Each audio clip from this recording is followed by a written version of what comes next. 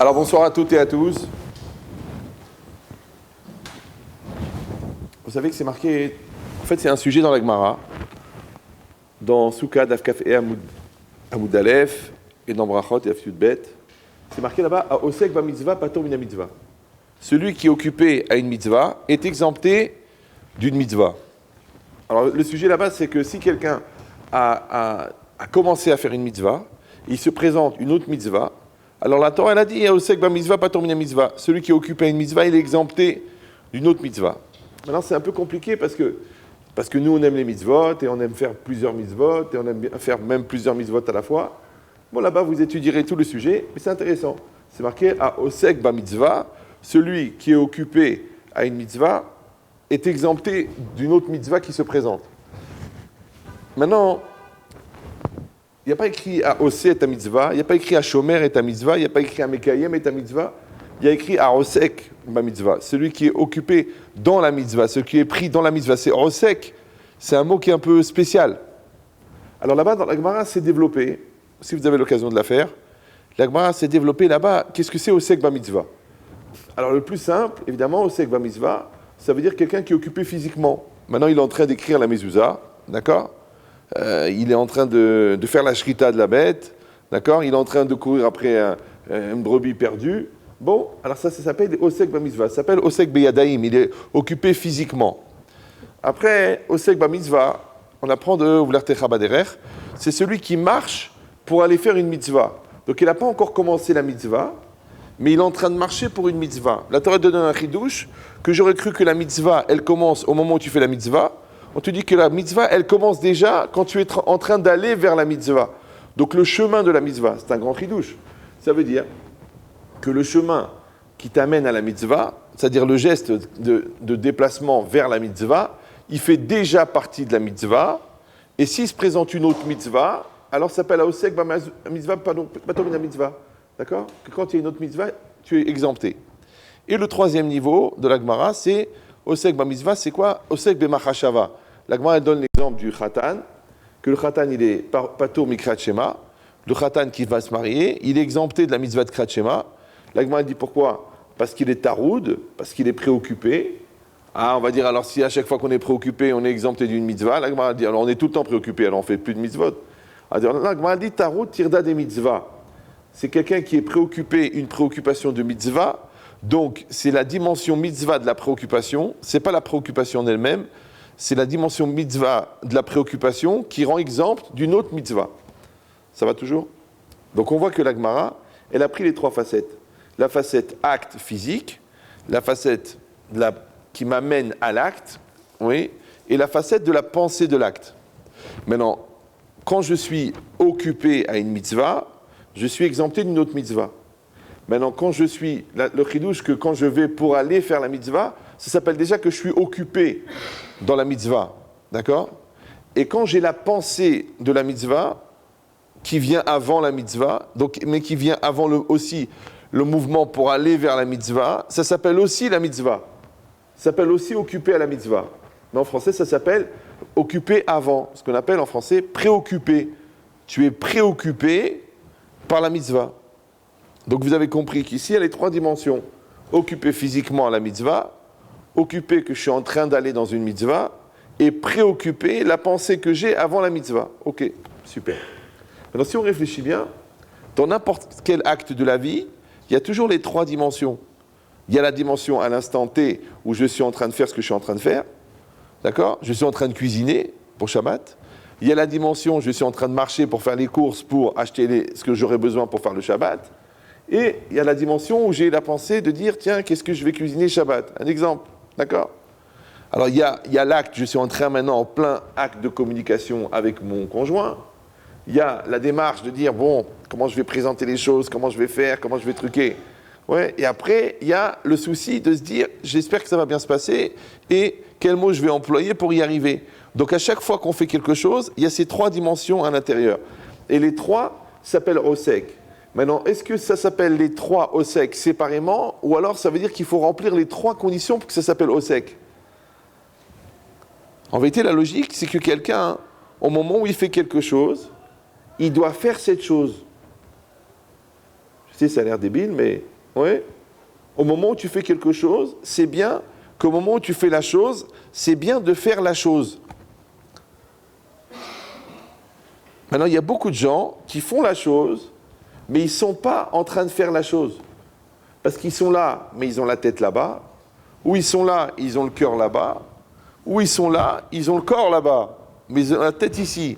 Parce qu'ils ne sont pas à 100% dans ce qu'ils sont en train de faire. Ça s'appelle le recentrage, ça s'appelle la concentration, ça s'appelle l'investissement. Et en vérité, tout ça s'appelle Rosek. C'est pour ça qu'on dit, quand on dit Arosek Batora, d'accord? Arosek Batora, c'est pas quelqu'un qui tourne les pages, ou quelqu'un qui s'intéresse, ou quelqu'un qui aimerait bien étudier, ou quelqu'un qui souhaiterait mettre les téfilines. C'est que le gars, il est Arosek Bamitzvah. Il est Osek Batora. Il dit ça veut dire que la personne, elle est à 100% à l'intérieur de ce qu'elle fait. C'est pour ça que c'est marqué Osek Bamitzvah, Patour. Quelqu'un qui est Osek dans la mitzvah, qui est occupé dans la mitzvah, il est Patour. Mais c'est quoi Patour?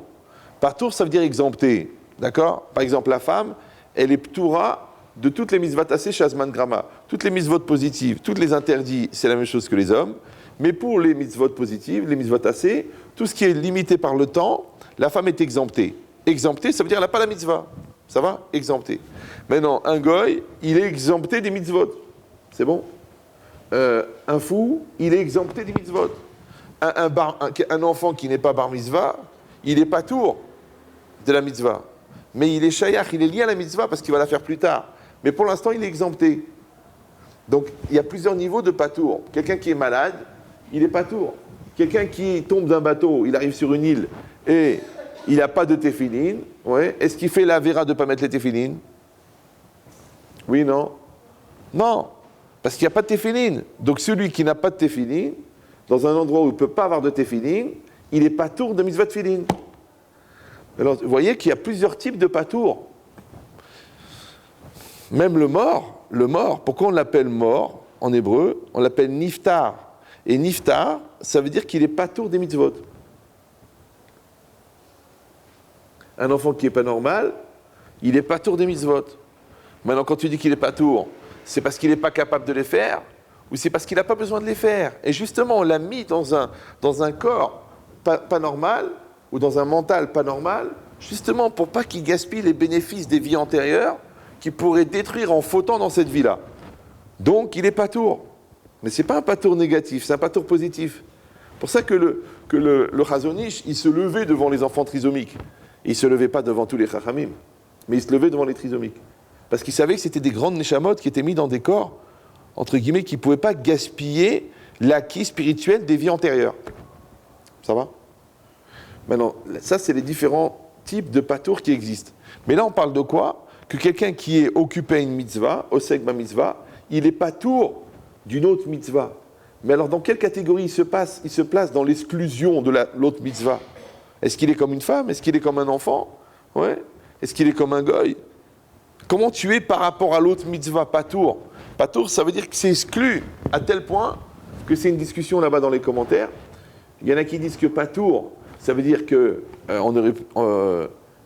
n'est pas obligé, d'accord? Et il y en a qui disent que non, patour, ça veut dire que c'est assourd de faire la deuxième. C'est-à-dire que s'il fait la deuxième mitzvah, il fait une avéra. Comme ça, il explique. Le Tosfot. Patour, c'est assourd. Il n'a pas le droit de faire la deuxième. D'accord? Comme le Ritba aussi dit ça. Et le Ran, lui, il dit autrement. Il dit que si quelqu'un il a une mitzvah, il va faire une autre mitzvah, ça s'appelle une mérida. C'est comme une rébellion. Parce que c'est comme si le colonel, il te dit, va faire cette mission, et toi tu dis, tiens, pendant que j'y suis, je vais en faire une autre. Mais je ne t'ai pas demandé ce que tu en penses. Ouais, je t'ai dit, tu dois faire ça, tu fais ce que tu dois faire. Et si quelqu'un il va dire, eh ben je peux faire les deux, eh ben souvent la meilleure manière de rater la première chose, c'est de faire en même temps la deuxième. Là, c'est comme quand tu as un truc dans la main et tu es au téléphone, et puis après tu le poses. Et après tu finis de téléphoner, après tu ne sais plus où tu l'as posé. Alors si déjà, c'est un calvaire à mort, si déjà, ouais, tu ne sais plus où tu as posé un objet parce que tu es en train de parler en même temps, alors imagine si tu fais deux choses en même temps, oui. Donc, en quoi tu es dans la deuxième chose? Maintenant, ici, quelqu'un va dire, mais c'est pas très grave. on est un peu ici, un peu ici, un peu ici. On appelle ça les gens dispersés. Oui. Mais il n'y a pas d'efficacité. Pourquoi? Parce que je rappelle pour les gens qui viennent d'adhérer au club que dans un geste, il y a un acte, c'est-à-dire dans un acte, il y a un geste, une gestuelle, oui. Il y a une pensée que tu es en train de faire ce que tu es en train de faire. Il y a ça s'appelle la conscience. Et il y a une volonté de le faire. Maintenant, les trois sont nécessaires. Il faut que tu fasses quelque chose, il faut que tu aies la volonté de faire quelque chose, et il faut que tu aies la conscience de ce que tu es en train de faire. Les trois s'appellent un acte. Maintenant, s'il manque la conscience, ou s'il manque la volonté, ou s'il manque le geste, c'est pas un acte. Par exemple, si tu dors, ouais, et tu tournes et tu mets une baffe à quelqu'un. Bon. Alors l'autre, il ne peut pas dire « Ah, tu m'as mis une baffe ». Bon, tu dormais. Tu n'étais pas conscient. D'accord? Ou si toi, tu avais la volonté de faire un truc et tu fais autre chose. Donc, cet acte-là, il ne t'appartient pas. Ou si toi, ton geste, il a été faussé, au Bichlal, tu n'as pas fait de geste. Il y a des gens comme ça, ils voudraient, ils espèrent, ils souhaitent, ils s'engagent, ils prient, ils font des vœux, mais ils ne font pas. Donc, il n'y a pas d'acte. C'est-à-dire que pour qu'un acte s'appelle un acte, il faut que les trois conditions soient remplies. Maintenant, si on dit ça, ça veut dire que le geste, eh ben, c'est le mouvement que je crée dans le monde. Parce que le Nefesh HaChaim, il dit, on est dans Olam HaMaaseh, ouais, on est dans le monde de l'acte, c'est pour ça qu'on doit faire des gestes. C'est pour ça que la Gemara se casse la tête de dire, mais bon, c'est vrai que le principal de la prière, c'est la kavana, mais quand même, il faut un geste. Alors, quel geste on va faire? Alors, la Gemara dit, on apprend de Chana, Rak Sefater Naot, au moins elle bouge les lèvres. Les lèvres, c'est le minimum du geste. Ouais. Ça, c'est, il faut que tu fasses un geste pour provoquer un mouvement dans l'espace. Il faut que tu fasses. C'est pas la même chose. Si tu dis à quelqu'un, j'aimerais bien te faire un cadeau, si tu dis à quelqu'un, tiens, voilà un chèque pour le cadeau, si tu passes 4 heures à choisir le cadeau, ou alors si tu cuisines toi-même le cadeau. Plus tu vas augmenter le geste, et plus tu vas augmenter la valeur du geste.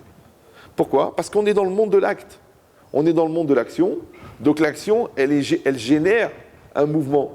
Ouais, c'est comme je fais comme ça. Quand je fais comme ça a l'air de rien, comme ça, mais j'ai créé un courant d'air. C'est comme si tu es comme ça, au Beth Midrash, en train d'attendre que le Chazan il commence la Chazara, et tu vois une petite araignée. Bon, elle est à 1m80 de toi. Alors, et elle est sur une petite toile. Alors tu es discret comme ça, parce que c'est expérimental, alors tu souffles. Elle ne bouge pas. Elle ne bouge pas l'araignée. Tu souffles, elle ne bouge pas. Mais si tu maintiens le souffle, tu restes à souffler comme ça, au bout d'un moment, elle bouge. Pourquoi? Parce que, en fait, l'air que tu as déplacé, les molécules d'air, elles vont pousser des molécules, qui vont pousser des molécules, qui vont pousser des molécules jusqu'à l'araignée. Ça va? Maintenant, si tu peux bouger une araignée en soufflant, d'accord? Imagine qu'est-ce qui se passe au moment où tu fais un cadeau à quelqu'un. Imagine ce que se passe quand tu mets une baffe à un enfant. Comment ça bouge à l'intérieur? Parce que tu as créé un mouvement. Oui. Maintenant, quand on dit c'est Olam HaMaaseh, c'est un vrai souci, ça. C'est Olam HaMaaseh, c'est le monde de l'acte. Ça veut dire que quelqu'un qui veut faire quelque chose, il doit générer un acte. L'autre jour, je parlais avec quelqu'un, il dit oui, j'ai pas eu le temps, je l'ai pas fait, j'ai traîné, je lui dis mais qu'est-ce que t'es lourd? Maintenant, c'est pas grave d'être lourd, il faut des lourds. Il y a des khfif, il y a des lourds, oui. Mais la zrizout, quand on est zaris dans quelque chose, c'est pas seulement qu'on fait vite, c'est pas seulement qu'on vit en temps réel, c'est aussi que le fait de faire vite, ça crée un mouvement dans l'espace qui fait que la chose que tu as fait vite, elle va provoquer un truc qui va faire vite, qui va entraîner un fait vite, qui va entraîner un fait vite. C'est-à-dire que tu entraînes une accélération de ta hashgacha. Alors que quand tu décélères, quand tu es lourd, ouais, bah quand tu es lourd, tu traînes. Quand tu traînes, tu rates le bus. Quand tu rates le bus, tu rates le train. Quand tu rates le train, tu rates l'avion. Quand tu rates l'avion, tu perds le billet. Quand tu perds le billet, tu prends un autre billet. Quand tu prends un autre billet, tu prends un autre avion. Tu arrives à une autre heure. Là, quand le cousin ne pouvait pas t'attendre, tu as pris un taxi, tu as perdu le taxi. Après, le mec qui t'attendait pour le business, il en a eu marre d'attendre, il est parti. Après, il faut faire un autre business qui est moins rentable avec une autre personne. Et là-bas, tu as rencontré sa belle-sœur que tu as épousée et qui t'a rendu folle pendant 2 ans. Tout ça, parce que tu as traîné pour prendre le bus. Ça veut dire qu'il n'y a pas de siyata d'ishmaïa dans la négligence. Ça veut dire que l'arfifout, ouais, le fait d'être khfif, d'être rapide, c'est pas de faire les choses vite, c'est de ne pas laisser traîner. C'est-à-dire de ne pas laisser le temps de bloquer ton projet. Pour ça que tzadikim, zrizim, les tzadikim ils courent. Mais tu dis pourquoi tu cours? C'est pas la peine de courir, tu sais, tout va se faire, tout ce qui nécessairement doit arriver arrivera, c'est pas la peine de suer. Tu dis c'est comme ça. Que quand tu le fais pas avec zrizout, ça va à une certaine vitesse. Et quand tu le fais avec zrizout, ça va à une certaine vitesse. Mais cette vitesse-là, c'est pas seulement qu'elle est rapide, c'est qu'en plus c'est une vitesse qui entraîne, qui rentre dans une mécanique de domino, jusqu'au résultat. Mais si tu traînes, d'accord, donc tu casses l'effet dynamique de la siyata d'ishmaïa, alors les choses elles traînent. Et comme il y a de l'espace, alors des fois elles s'arrêtent. Et des fois, elle bloque. Après, tu dis, on m'a mis la inara, quelqu'un d'autre a racheté l'appartement avant que je réalise, la banque a refusé le prêt, alors qu'en vérité, c'est parce que tu es Allah, tu es lourd. Tu es lourd. On t'a dit, amène ce papier. Ah, mais je ne sais pas où je l'ai mis. En vérité, tu as la flemme de te lever pour aller la prendre sur l'étagère. Ou alors parce qu'il faut traverser la rue. Ou parce qu'il faut passer une demi-heure au Massar Nassa. Ou parce qu'il faut truquer. Eh bien, tu vois ça, ce petit truc-là, il t'a fait rater la vente. C'est dommage. C'est dommage. Parce qu'un 3 pièces à 1 million de shekels à Beit Vegan, je peux te dire que tu n'en trouveras plus. Laisse tomber. Laisse tomber. Achète un à 2 et imagine que tu l'as payé 1. Parce qu'il n'y en a plus. Il n'y en avait qu'un. Le gars, il divorçait, il partait en folie, il voulait se débarrasser, il en avait 9, il a laissé 1 million. Voilà. Il est venu chez toi, il dit, tu le veux, il a 1 million, tu le veux, avant que je le mette dans les agences. Ouais. Et toi, tu as dit, oui, mais il faut que j'aille au Massar Nassa pour avoir le prêt. Il est parti. Chifhalo, c'est fini. C'est comme ça. C'est des trucs qui passent comme ça. Il y a des gens qui attrapent, il y a des gens qui disent ça va, je suis en train de boire mon café. Oui, doucement, doucement. Et s'en vont. C'est-à-dire c'est des gens qui ont la moustache c'est très rare, frisée. Parce qu'à force que ça leur passe sous le nez, ça frise. Ben, c'est exactement pareil. Ouais. Ça veut dire que quelqu'un doit comprendre que au sec, ouais, c'est pas quelqu'un qui a évité d'être mouillé. Non, c'est quelqu'un qui est à 100% dans ce qu'il fait. Et quand tu es à 100% dans ce que tu fais, tu verras que les choses, elles s'assemblent de manière harmonieuse. Parce que tu es dans le rythme de réalisation des choses. Ça, souvent, je vous avais donné l'exemple du puzzle. Vous vous rappelez le puzzle ou non? Non? Personne ne se rappelle? Les redoublants non plus? Non? Bon. C'est un gars, il va acheter un puzzle. Donc il va dans un magasin de puzzle. Alors, je vous rappelle pour ceux qui ne sont pas au courant, comment on fabrique un puzzle? On prend un poster, on le met sur une feuille de carton avec de la colle, ensuite on passe une presse qui découpe en une seule fois toutes les pièces du puzzle, on les met dans une boîte et on vend le puzzle. Ça va? Le gars, il a un magasin de puzzle à Tel Aviv. Ça fait 20 ans qu'il vend des puzzles. Et puis ça le travaille dans la tête. Il a tellement de clients qui viennent acheter les puzzles. Un jour, il pose la question. Il dit, monsieur, vous allez acheter le puzzle. Vous avez choisi lequel? Celui-là. OK. Pourquoi vous avez acheté celui-là plutôt que celui-là? Eh bien, le nombre de pièces et la photo. Elle me plaît. La photo me plaît. Ah. Il dit, monsieur, sans vouloir vous vexer, si la photo vous plaît, pourquoi vous achetez le puzzle à 100 shekels? Achetez le poster à 5 shekels. En plus, en 3 minutes, vous l'accrochez, il est là. Au lieu de passer 2 ans et demi à le faire. Et en plus que la grande ramma, c'est quand tu arrives à la fin, il manque une pièce. Et tu t'étouffes de nerfs. Parce que tu n'oses pas l'accrocher. Parce que tu sais que quand tu accroches un puzzle où il manque une pièce, sur les 100 personnes qui passent devant, il y en a 99 qui vont dire « Ah, c'est dommage. C'est dommage. » Je te dis « Mais regarde, 4 mètres sur 4 mètres, c'est dommage. 32 millions de pièces, c'est dommage. Il manque une. » Parce que les gens, ils voient le négatif, ils ne voient pas le positif. Alors moi, je pose la question, pourquoi tu n'achètes pas le poster? Alors je vous dis pourquoi. Parce qu'on ne peut pas acheter le poster. Mais non. Parce que la boîte du puzzle, c'est ta vie. D'accord? Les pièces du puzzle, c'est tout ce qui va t'arriver dans ta vie. Maintenant, ce qui va t'arriver dans ta vie, le bon Dieu, au départ, il a fait la photo, il a découpé, il l'a mis dans une boîte. La boîte, c'est le temps que tu vas vivre. Après toi, toute ta vie, tu fabriques le puzzle. Ça vient là, ça vient là. Une attitude, une situation, une remarque, un investissement, une compréhension, une prise en compte, une remise en cause, une évolution, une mitzvah. Tout ce que tu fais, c'est des pièces de puzzle, des pièces de puzzle, des pièces de puzzle. Maintenant, des fois, tu es énervé parce que tu ne trouves pas la pièce. Alors, qu'est-ce que tu fais? Tu triches. Tu essaies de mettre une pièce à la place de l'autre. Genre, tu la découpes. Mais après, si tu la découpes celle-là ou si tu la mets en force à coups de marteau, attention, il te la manquera dans un autre endroit. Ben, tu vois toutes ces pièces de puzzle qui s'accumulent et qui fabriquent le puzzle. En fin de compte, c'est la vie. Exactement comme un film. Quand vous regardez un film, vous regardez le film, chut, ouais. Alors, vous savez, dans les vieux films d'avant, quand ils arrivaient à la fin de la pellicule, tu faisais et tu voyais les photos. Parce que sachez qu'un film, c'est 24 images par seconde. La preuve, quand vous... Bon, aujourd'hui, c'est numérique, mais à l'époque où c'était des films... je ne sais plus comment ça s'appelle, d'accord? Eh bien, vous aviez la bobine, vous la sortiez, comme ça, vous regardez. Et tu voyais, il y a très peu de différence entre chaque image. Parce qu'il y en a 24 par image. 24, ouais, par seconde, ça, quand le gars, il fait comme ça, il y a déjà 300 images. Donc, et tu vois, encore. Mais ça, tu sais comment ça s'appelle, ça? Ton quotidien. Et tous les jours, il y a un nouveau diapo. Tous les jours, tu vas à l'école. Après, tous les jours, tu vas au travail. Après, tous les soirs, tu rentres à la maison. Tu ne vois pas tellement la différence entre chaque diapo. Donc, la vie, c'est quoi? La vie, ce n'est pas un long fleuve tranquille. La vie, c'est une série de présents. De présents. Oui, par exemple, là, vous êtes là. Vous êtes présent. Moi aussi, je suis là. Non, c'est vrai. Moi, je suis là. Vous êtes là?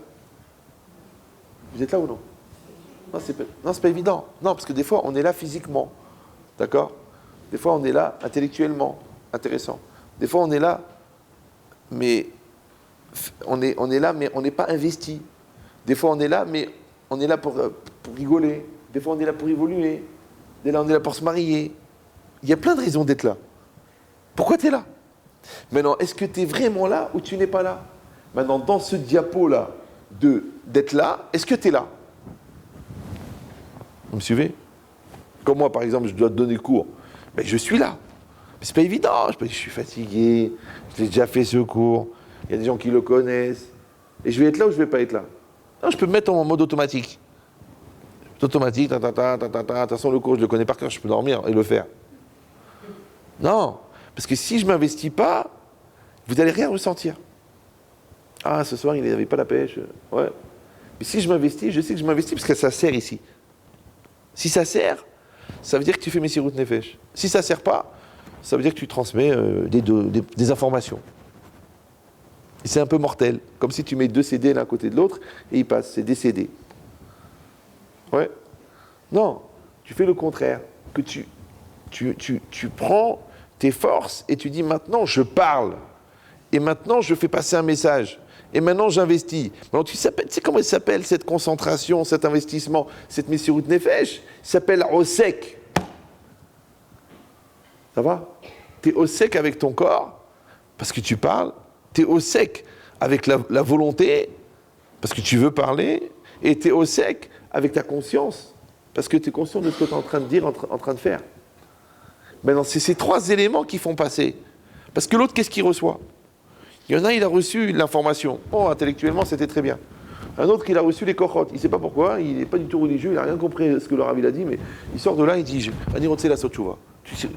En réalité, il a reçu que de l'énergie. D'accord? L'autre, il a reçu la Messirut Nefesh. Il est fatigué, il a mal au dos, il a pris 4 cachets, mais il a fait le cours. D'accord? Mais donc, le gars, en sortant de là, il dit je quitte la Goya. Mais en vérité, il quitte la Goya de quoi? Le cours, il ne parlait pas de ça. Le cours, il parlait des téphilines. Il quitte la Goya. Parce qu'en fait, il a reçu une onde de Messirut Nefesh du Rav.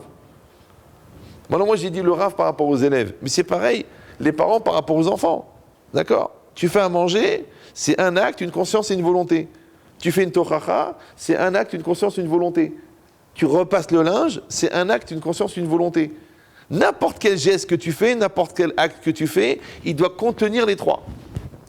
Maintenant, si toi, tu fais, mais tu n'as pas conscience, ou tu fais et tu n'as pas la volonté, ou tu ne fais pas, ça ne produit pas le résultat. Hier soir, j'étais à Ramat Bet Shemesh. Bon, après, je suis rentré avec quelqu'un, j'ai parlé avec lui. Il m'a dit, Rav, comment ça se fait? Voilà, je connais une personne, toute sa vie, il a donné, toute sa vie, il a aidé. Il faut voir combien il a aidé des gens à faire teshuva, et combien de mitzvot il a fait, combien. Et voilà, maintenant, il est mal, il est déprimé, il est mal dans sa tête. Il a fait un AVC, il a envie de mourir, il se sent vide, il ne croit plus en rien. Je dis, tu veux la vérité ou tu veux un truc qui te fait plaisir? Il m'a dit, je veux la vérité. Ça vous intéresse ou non? Bon, je vous raconte un peu la vie des gens, mais un petit côté voyeur quand même. Hein. Alors je lui dis, écoute, tu sais pourquoi? Parce que cette personne-là, elle a fait des choses extraordinaires, mais elle est devenue personne. Parce qu'à chaque fois qu'on fait quelque chose, il faut en même temps devenir le bénéfice de l'acte. Je vous donne l'image. Dans tout ce que tu fais, il faut allumer 2 caméras. Une caméra qui s'appelle « je fais ce que je fais » et une caméra qui s'appelle « je deviens grâce à ce que je fais ». Par exemple, tu es en train d'expliquer à ton fils qu'il faut arrêter de frapper son frère, mais tu as envie de l'esquinter. Parce que tu sais qu'il fait exprès, tu sais qu'il l'a poussé dans l'escalier et qu'il y a 8 étages. Donc tu as envie de le fracasser.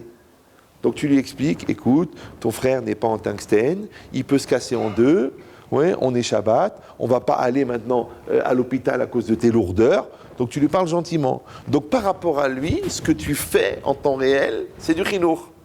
Mais par rapport à toi, ce que tu deviens, c'est un savlan. Tu travailles ta patience. Mais suivez ou non? Donc à chaque fois que tu fais quelque chose, tu dois regarder qu'est-ce que tu deviens grâce à ce que tu fais. L'autre, il t'a planté 10 000 shekels. Donc, pour lui, tu dis, écoute, on va aller au Beddin, on va parler, on va truquer. Et toi, dans ta tête, tu dis, Ani Mekabel, Alay, Kapara, Shel 10 000 shekels, que Hachem, il enlève la maladie à telle personne et à telle personne. Tu peux faire ça. Mais qu'est-ce que tu as fait? Tu as fait une Messirut Nefesh. Maintenant, tu peux obligé de lui dire à lui.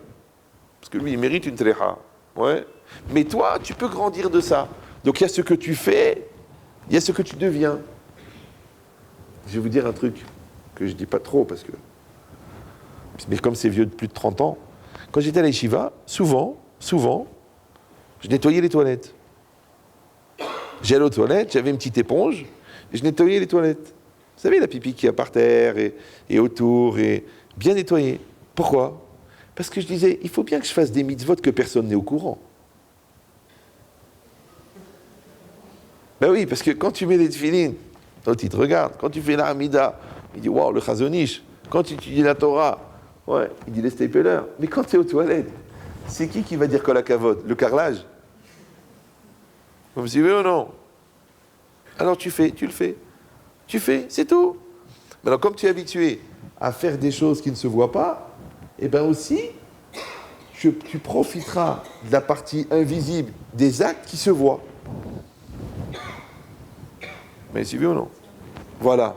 Maintenant, quand toute ta vie, tu as fabriqué cette personne intérieure grâce aux actes que tu as accomplis, à la fin, tu trouves cette personne-là.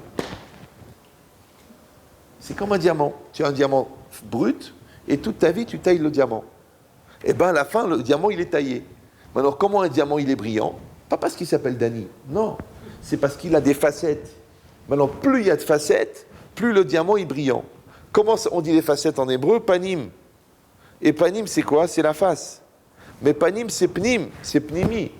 Donc normalement, tes facettes doivent être le reflet de tes facettes, de ta face intérieure. Maintenant, quand toi, tu as fabriqué ce diamant intérieur, ça veut dire que tu as profité de ta vie pour devenir quelqu'un, et quelqu'un, c'est quelqu'un unique. Donc, à la fin, quand il va arriver la vieillesse, il va arriver les épreuves, il va arriver les soucis, il y aura quelqu'un en face de l'épreuve. Mais si toi, t'as juste agi, t'as fait, et bien un jour, il n'y a plus de public, donc t'as pas envie de faire. Un jour, il n'y a plus personne qui a besoin, donc t'as pas besoin de faire. Et tu t'écroules. Ça va? Ça veut dire que tu dois profiter, en fin de compte, de la vie pour devenir ce que tu es censé devenir. Et c'est ça qui te préserve.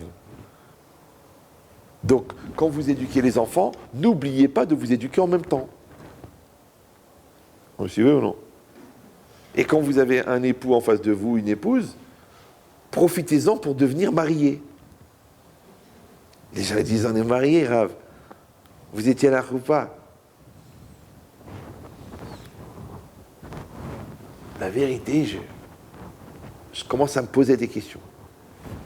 Je vois tellement de couples mariés que quand on voit tous les problèmes qu'ils ont, on arrive à la conclusion qu'en fin de compte, ils ne se sont pas mariés, que tu te demandes si Al-Pi Al-Aha, ils sont encore mariés. Puisqu'ils ne se sont pas mariés. Vous me suivez ou non? Parce que quand tu t'es marié, Mais si, elle est grosse, elle a maîtrise, elle est bête, elle est truc, sa famille, elle ne supporte pas son haleine, j'aime pas son style, il fait du bruit quand il mange. Tu t'es pas marié alors? Parce que quand t'es marié. Oui. Non, tu dis bon, je suis marié, mais ton père il fait du bruit quand il mange. Ouais, mais c'est mon père. Ta mère, elle n'a pas une haleine extraordinaire. Ah, c'est ma mère. Et tu sais pourquoi? Parce que c'est ta mère, c'est ton père. Et lui, c'est qui, lui? Un colocataire. Maintenant, de la même manière que tu as profité de la présence de ton conjoint pour devenir une personne mariée, et non pas d'être marié. C'est-à-dire que toutes les épreuves du couple, en fin de compte, c'est pour faire apparaître certaines facettes du diamant qui s'appellent les facettes qui n'apparaissent qu'en tant que marié. Parce que tu vas supporter, parce que tu vas voir le bien malgré qu'il y a des trucs, parce que tu vas lutter contre les désirs du malentendu et du quiproquo. Et bien tout ce travail de Shalom Bayit, en fin de compte, ça construit ton couple, mais en même temps, ça fabrique chez toi les facettes qui ne peuvent apparaître que grâce à un marteau qui s'appelle le conjoint. Ça va? Comme il y a des facettes qui ne vont apparaître chez toi que grâce aux enfants. Donc je dis, profitez que vous avez des enfants pour devenir parents. Les gens disent, mais enfin, Rav, on est parents parce qu'on a des enfants. Non, non, toi tu confonds l'éducation et l'élevage. Et oui, parce qu'un éleveur de vaches n'évolue pas. Tu le vois. Allez, Marguerite, oh, tiens, sors les deux que je les compte. Il y en a que deux. C'est un éleveur de vaches. Donc la différence entre l'élevage et l'éducation, c'est que celui qui fait de l'élevage n'évolue pas en même temps qu'il fait de l'élevage. Mais celui qui fait de l'éducation, il évolue en même temps qu'il fait de l'éducation. C'est comme ça, on sait si on élève des enfants ou si on éduque des enfants. Parce que quand tu éduques, tu ne peux pas faire autre chose que transmettre ce que tu es. Et ce que tu es, c'est ce que tu es devenu. Et tu es devenu grâce au fait que tu voulais transmettre quelque chose. Donc tu ne vas pas lui transmettre la patience si tu es nerveux. Tu ne vas pas lui transmettre l'honnêteté si tu es un embrouilleur. Tu ne vas pas lui transmettre, je sais pas moi, la shmirat halashon si tu fais du lashon hara. Donc l'enfant t'oblige à devenir ce que tu es censé être. Donc tu as fabriqué encore des facettes du diamant à l'intérieur. Maintenant, quand toute ta vie, avec toutes les situations qu'on t'a données, tu as fabriqué toutes les facettes possibles de ta personne, à la fin, tu as cette personne-là. Ça va? Mais si tu as fait, c'est comme si tu imprimes, mais tu as oublié de mettre l'encre. Et quand tu vas pour récupérer toutes les pages du livre, tu te dis, mince, elles sont blanches. Tu n'as pas mis l'encre. Alors on dit en français, tu n'as pas imprimé.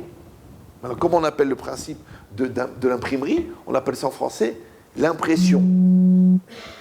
Donc ça veut dire que tu n'as pas été impressionné par la réalité. D'accord? Ça n'était qu'une impression. Tu n'as pas eu l'impression. Ça veut dire que l'événement, il était là, mais il n'a pas impressionné. Comme quand vous prenez une photo. Aujourd'hui, c'est numérique, mais avant, c'était analogique. Donc vous aviez une pellicule, attention de ne pas la mettre à la lumière, parce qu'elle absorbe la lumière. Donc vous avez un gars qui a pris des photos extraordinaires, en Thaïlande, en Chine, partout. Il revient, il les donne à développer. Toutes les photos sont noires. Le gars, il dit, mais attendez, c'est pas possible. J'ai acheté un Nikon à 4000 €, ouais, avec un objectif à 500 € ou 800 €, 1000 €. Toutes les photos sont noires. Mais qu'est-ce que ça veut dire? Puis il parle avec le photographe, le gars qui développe là. Puis au moment, il lui dit juste une question idiote. Parce que votre noir, il est d'une densité tellement incroyable. Vous enlevez le bouchon? Il m'a dit non. Il n'enlevait pas le bouchon. Parce que comme il y a un capteur au-dessus là, qui mesure la distance pour calculer le focus, il n'enlevait pas le bouchon. Non, ça a l'air débile, non? Mais il a dit, mais monsieur, quand vous enlevez le bouchon, la lumière, elle rentre à l'intérieur. L'obturateur, il s'ouvre pendant un certain temps, et c'est le temps où la pellicule, elle va être impressionnée par la lumière. D'accord? Eh bien, ce que tu vois, ça s'appelle Vayadarta, et ce que tu impressionnes s'appelle Vashevota, Elevavecha. Donc les gens qui ne s'impressionnent pas, ça veut dire qu'ils n'impriment pas, c'est qu'ils ne deviennent pas ce qu'ils vivent. Donc celui-là, il a vécu, mais il n'a pas enlevé le bouchon. Et tu vois des gens, 20 ans de vie commune, les mêmes engueulades que le lendemain du mariage. 6 enfants, les mêmes erreurs, les mêmes injustices, les mêmes quiproquos, les mêmes crises de nerfs. Tu te dis, écoute, tu ne tires pas des enseignements, tu grandis pas, tu n'évolues pas. Non, elle n'a pas enlevé le bouchon. Parce que si tu avais enlevé le bouchon, tu aurais pris les anciennes photos, tu les aurais comparées avec les nouvelles, tu aurais dit, oh, c'est pas possible de faire les mêmes erreurs. Donc, tu aurais évolué. Mais comme tu n'as pas enlevé le bouchon, non. Alors, tu ne peux pas évoluer. Et tu ne peux même pas regretter. D'ailleurs, on voit des gens qui ont des cervelles d'oiseaux et qui se lèvent le matin en chantant « Non, rien de rien ». Parce qu'ils ne peuvent pas regretter. Parce qu'ils ont des cervelles d'oiseaux. Ça s'appelle Piaf. Mais c'est ça l'idée. C'est qu'en fin de compte, ton problème, c'est que tu ne t'impressionnes pas. C'est pour ça que le Messiat Esharim, il dit que Ikar, à Moussar, les hit bonen ou les hit horaires. Les hit bonen, ça veut dire réfléchir. Et les hit horaires, ça veut dire être réveillé. D'accord? Ça veut dire que ça doit bouger. Mais où ça bouge? À l'intérieur. Et les hit bonen, ça vient de bonner. C'est quoi bonner? Construire.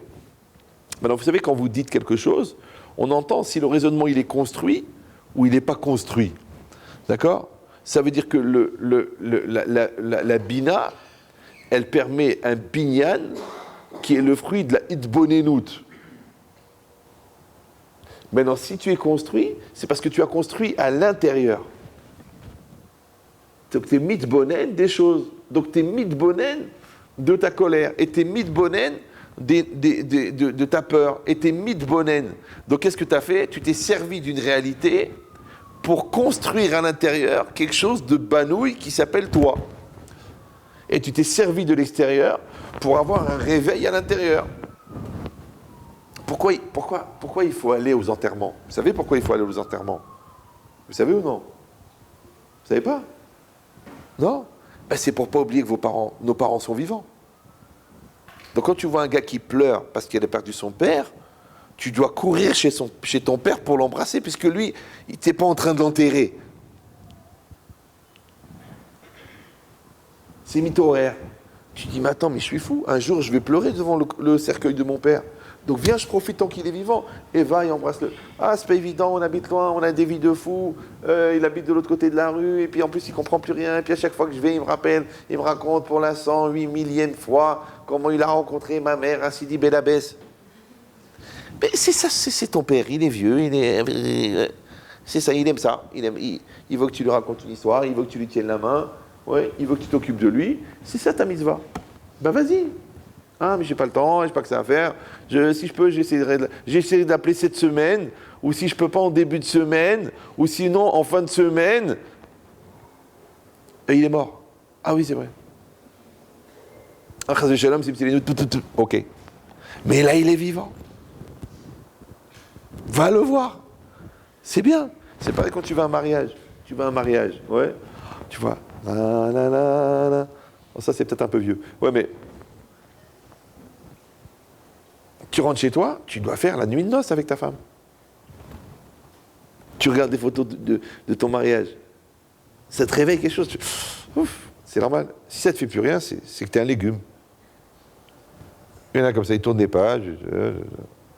C'est vrai, il fait des très très beaux albums, avec des très beaux montages, il ne les regarde jamais.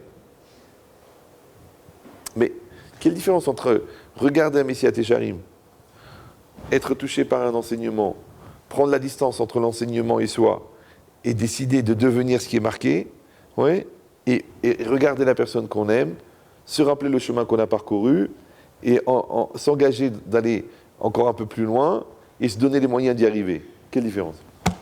Donc en fait, ton conjoint est un livre de Moussard.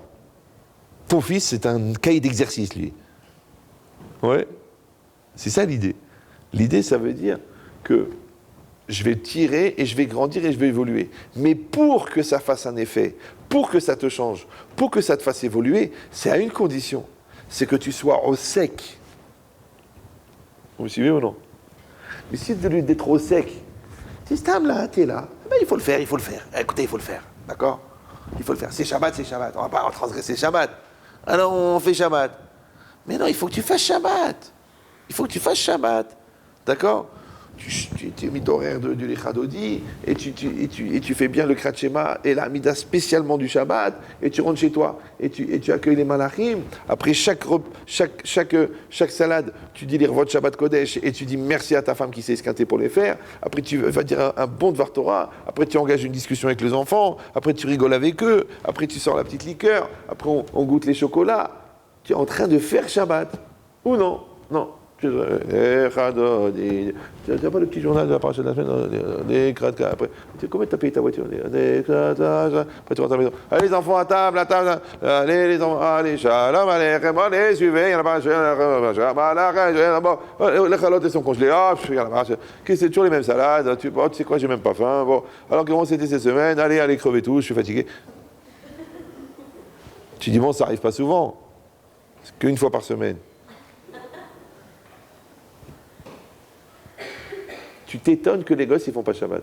C'est un cauchemar. C'est pas un Shabbat, c'était la Ramma. Ouais. Mais t'as pas fait.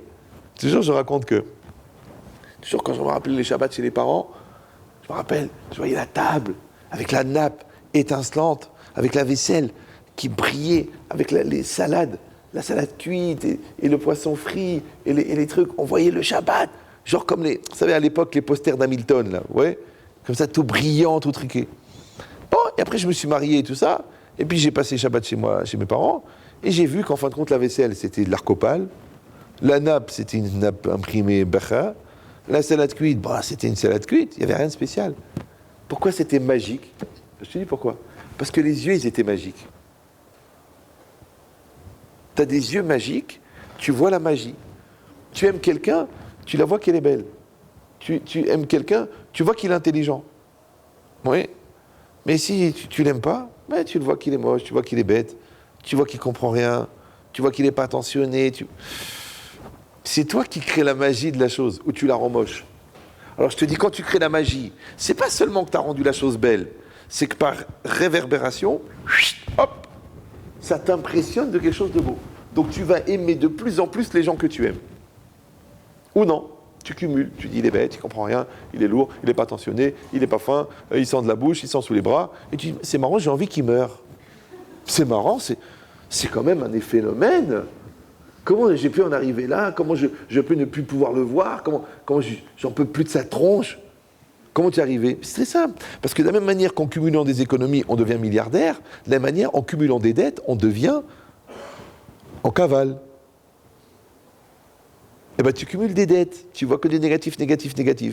Mais encore une fois, ce n'est pas le fait de voir le négatif ou de percevoir le négatif, c'est que tu imprimes le négatif chez toi. Comme ça, les gens ils rentrent en dépression. Pourquoi? Parce que tout le monde subit une pression, c'est vivable. Mais quand on vit dépression, on finit en dépression. Parce que dépression. Maintenant, vous allez dire, oui, mais dans la vie, il y a dépression. Mais vous savez très bien, je l'ai dit 1 million de fois, je ne sais plus combien de fois il faut le répéter, que ce n'est pas les pressions qui rendent en dépression, c'est le vécu des pressions. Donc le mal vécu des pressions donne la dépression. Par exemple, quand tu vis quelque chose à contre-cœur, ça te détruit. Quand tu vis quelque chose et tu grandis pas, ça te détruit. Quand tu as peur pendant des mois, ça te fatigue. Quand tu as un souci que ça ne se réalise pas, ça fatigue. Quand tu as mal pendant des jours, ça fatigue. Mais c'est quoi tout ça, en fin de compte? C'est que tu vis en rejetant ce que tu vis. Eh bien, vivre en rejetant ce qu'on vit, c'est le contraire d'être au sec. Et c'est épuisant de vivre à contre-courant. Alors que c'est tellement facile de se laisser aller.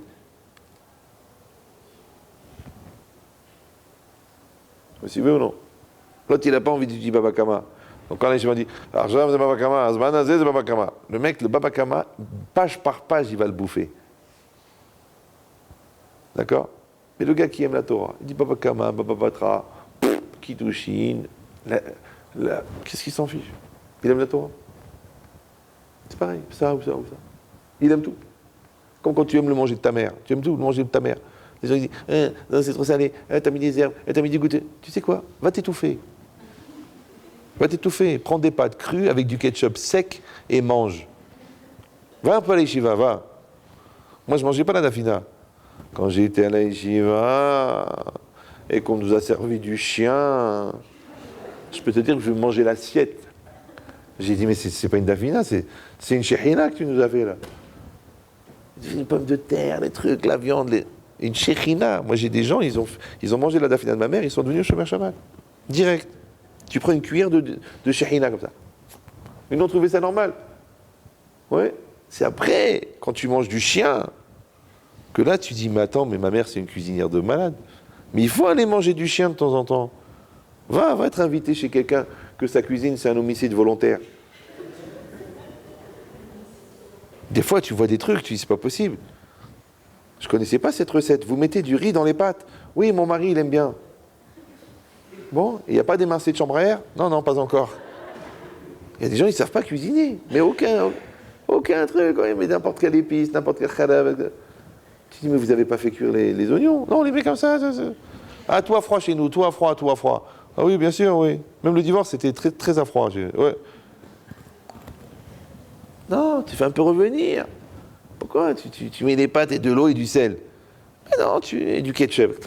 Non, tu prends un petit oignon, après tu prends des tomates fraîches, tu les fais truquer, après tu mets un peu d'épices, après tu mets un peu d'huile, ouais, ça truc, après tu manges, elle est bonne cette sauce tomate. Oh, j'ai une petite sauce tomate. Ouais. Tu crois parce qu'il a refait revenir l'oignon? Non, parce qu'il a fait avec amour. Et l'autre, c'est pourquoi il s'est débarrassé. Il met là des pâtes avec la flotte, un peu de ketchup. Une fois, j'étais chez quelqu'un, les enfants, ils partent le matin. Elle prend une tranche de pain de mie, elle étale du ketchup, elle donne aux enfants. Je lui dis, mais ils vont avoir la haine de la vie, ces gens-là. La haine, ils vont avoir. Tu pars avec une tranche de pain avec du ketchup. Ah, ils sont petits, ils comprennent rien. Mais donne-leur quelque chose de bon. Mais quelque chose de bon. C'est pas forcément qu'au niveau harmonie des goûts. Non, c'est pas qu'il y a du goût. C'est qu'il n'y a pas de dégoût. Parce qu'il y a le dégoût. J'en ai marre de faire les sandwichs. Alors je leur fais n'importe quoi. Mais quand tu kiffes de cuisiner, l'autre il mange, il est content. Mais si tu vois que le gars il s'étouffe à la première cuillère, c'est que tu as mis de la haine dedans. Vous me suivez ou non? Parce que tu cuisines. Non, tu dis, faut que je cuisine. Ouais. C'est normal. Après, tu dis, pourquoi il y a la marque du fer à repasser sur la chemise? Ah, parce que j'étais au téléphone. Mais non, tu n'étais pas au téléphone. Mais tu voulais pas repasser. Comme tu n'es pas repassé, tu as oublié de le faire. C'est pareil. Tu dis, mais comment ça se fait que les coins, ils sont sales? Hey, je vais me mettre à quatre pattes derrière les plaintes, je suis comme ta mère, moi. Ok. Mais pourquoi c'est sale sur les côtés? Parce que tu laves en gros. Et c'est pareil. Tu achètes un cadeau, premier truc qui passe. Prends du temps, réfléchis, qu'est-ce qu'elle aime, qu'est-ce qui lui plaît, fais une surprise, trouve des billets pas chers, un hôtel à Marbella, tu l'emmènes. Attends, t'es fou, toi, je vais passer 2 heures sur Internet. Mais ce qui va la toucher, c'est pas Marbella, c'est les 2 heures que t'as passées, t'as pas compris encore. Maintenant, quand t'as passé 2 heures à choisir le cadeau, t'as affiné ton diamant mari. Oui. Et quand t'as cuisiné pendant 3 quarts d'heure, ouais, en fait, tu as affiné tes facettes maman. Donc qu'est-ce qu'il fait? Il prend l'amour de sa mère. Ou non? Il prend la ramma de sa mère qui n'aime pas cuisiner. Comme l'étude. Le Khatam Sofer, il dit si un homme, il n'a pas la patience, il ne faut pas qu'il étudie avec ses enfants. Parce qu'il va les dégoûter. Il va commencer à étudier. Alors vas-y, lis la Mishnah. Alors le gosse, il bégaye. Alors, tu la connais pas? Bon. Alors pourquoi je paye l'école? C'est pour ça? Abruti. Débile. Tu comprends rien? Ouais, je t'explique 3 fois. Tu comprends rien? Celui-là. Mais comment il va aimer la Torah? Le Khatam Sofer, il dit que c'est assourd. Un père comme ça, il n'a pas le droit. Tu mets Veli Matemotam. Non, laisse tomber. Paye un enseignant qui a avat ta Torah, c'est mieux que toi, tu lui donnes la haine de la Torah. La haine, il n'en peut plus. Ils sont traumatisés, ils ont des boutons. Il a de l'eczéma, ton fils. Oui, à chaque fois qu'il étudie avec moi, il a de l'eczéma. Pourquoi? Parce que c'est pas de l'étude, c'est un examen. Ça lui donne de l'eczéma. Non, il doit kiffer, il est bien. T'as compris, t'as pas compris, je t'explique. Sinon, c'est toi qui m'expliques, fais-moi plaisir, explique-moi. Allez, viens, on étudie ensemble. Tu sais quoi, je comprends rien. T'as de la chance, toi, bon, Hachem, t'étudies. Moi, j'ai pas eu le temps d'étudier. Viens, on fait ensemble. Ah, papa, c'est moi qui t'enseigne, bien sûr. Ah, et la force du père, et le patriarche, et la référence, et le... Ok. Ton père, c'est un patriarche, mais ta mère, elle s'est pendue. Oui, c'est vrai. Donc, vous avez compris? C'est ça au sec. T'es à 100%. Maintenant, qu'il n'y a pas de différence entre mettre les tefilines à 100%, faire le Birkat Hamazon à 100%, ou alors cuisiner à 100%, ou prendre le temps de parler avec l'enfant à 100%. Je suis avec toi à 100%. 100% dans mon corps, 100% dans ma tête, et 100% dans ma volonté d'être avec toi. Ou non? Non.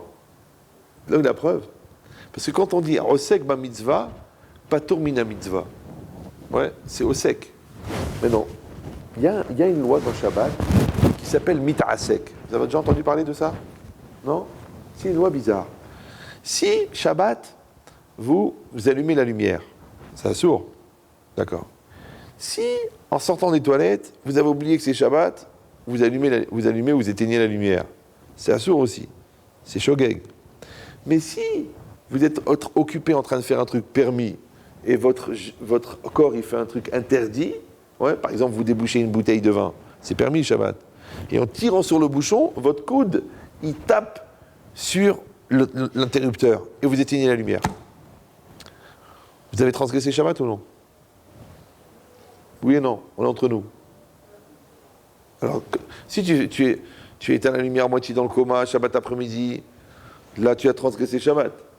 Mais si tu tires le bouchon et tu éteins la lumière, tu ne transgresses pas Shabbat. Pourquoi? Ça s'appelle Mit'asek Beshabbat Patour.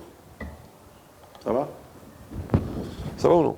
Pourquoi? Parce que moi, j'avais la tête, donc j'étais au sec dans un acte permis, qui s'appelle ouvrir une bouteille, d'accord? Mais mon corps, lui, sans que je le sache, sans que je le veuille, il était occupé à un autre acte qui s'appelle écraser l'interrupteur. Donc, Mitasek Bet Shabbat, pas tout, parce qu'au fond, je n'ai rien fait. Parce qu'un acte, c'est un geste, une conscience et une volonté. Et là, il y avait le geste, mais il n'y avait pas la conscience et la volonté. Donc, je n'ai pas transgressé Shabbat. Maintenant, imagine, à la place de l'interrupteur, il y avait l'œil de ta belle-mère. Et elle a un œil comme ça maintenant. Est-ce que ça s'appelle que tu n'as rien fait? Tu dis Mitasek Bet Shabbat, pas tout.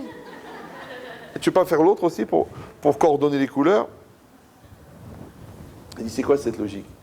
C'est que Mit'asek Beshabbat Patour. Vous avez compris ou non? Donc Osek, il fait une mitzvah. Mit'asek, il fait rien. Pourquoi? Parce qu'au moment où il a fait, il n'était pas à 100% dans ce qu'il a fait. Donc la Torah ne peut pas lui reprocher le Chilul Shabbat, parce que le Chilul Shabbat, c'est une conscience, une volonté et un geste. Ah, vous allez me dire, mais le shogeg, il n'est pas conscient. Bonne question. C'est une bonne question. Ouais. D'accord? Le méside, celui qui transgresse volontairement, il est conscient. On dit en français, il le fait en connaissance de cause. Mais le shogeg, il n'est pas conscient. Oui, non. Eh bien, le Rav Yerucham Halevi, très religieux, ouais, il dit, Bechol shogeg yesh méside. Dans chaque involontaire, il y a un volontaire. Alors, je vous traduis en français que quand tu n'as pas tout fait pour que ça n'arrive pas, c'est comme si tu avais tout fait pour que ça arrive. Pourquoi? Parce que tu n'avais pas la volonté d'être Mehalel Shabbat, mais tu n'avais pas aussi la volonté de faire attention de ne pas être Mehalel Shabbat. Donc, comme tu n'étais pas assez attentionné sur le Shabbat, tu as transgressé Shabbat. C'est comme quand tu dis un gros mot à quelqu'un, après tu dis excusez-moi, ça m'a échappé. Tu dis mais quand Mouloud, le videur de la boîte de nuit qui fait 2,12 m, il insulte ta mère, jamais ça t'échappe un gros mot. Jamais ça t'échappe que tu l'envoies paître. Pourquoi? Tu dis attends, il pèse 198 kilos, il est champion du monde de Krav Maga, tu deviens raisonnable, limite intelligent. T'as compris? Donc ça veut dire que là, tu le fais pas parce que tu es conscient de ce qui se passe devant toi. Donc en vérité, dans le shogeg, il y a un méside. C'est ça l'idée. Ouais. Donc de la même manière, Mita'asek, il est patour. Maintenant, Mita'asek bepatour, beshabbat patour. Mais je pose une question idiote. Mita'asek bahaim, chayav ou patour? Par exemple, quelqu'un qui a fait focus sur son travail et à cause de ça, il ne s'occupe pas de tes enfants. Donc il est osek travail, mais Mita'asek bechinour. Celui-là, il est patour ou chayav? Ouais. Celui qui est osek dans sa gahava et qui à cause de ça, il est mit'asek dans son shalom bayit. Il est chayav ou patour? C'est ça le problème. Mit'asek beshabbat patour, mais mit'asek bechaim chayav. C'est évident. Oui, c'est logique là ou non? Pourquoi? Encore une fois. Parce que on a dit osek, c'est que la personne, elle est à 100% dans ce qu'elle est en train de faire. Donc, elle crée un mouvement, et tu es un homme, tu as été fait à l'image d'Hachem. Mais qu'est-ce que c'est Hachem pour nous? Vous croyez en Dieu, non? Oui, non? Oui? C'est quoi Hachem? C'est quoi Hachem? C'est quoi? Hachem, c'est une énorme volonté, oui, positive, que le monde soit pour le bien. Voilà. D'accord?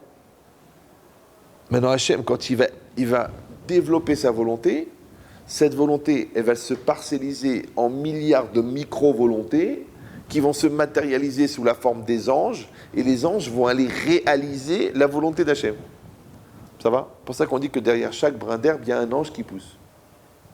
Qui dit à l'herbe, il y a un ange qui dit à l'herbe, pousse. Maintenant, puisque l'homme est fait à l'image d'Hachem, donc c'est quoi un homme? Un homme, c'est une énorme volonté, oui, qui va ensuite se parcelliser en milliards de micro-volontés qu'on appelle des actes, des paroles et des pensées. Maintenant, qu'est-ce qui véhicule une parole? La volonté. Qu'est-ce qui véhicule l'acte? La volonté. Qu'est-ce qui véhicule la pensée?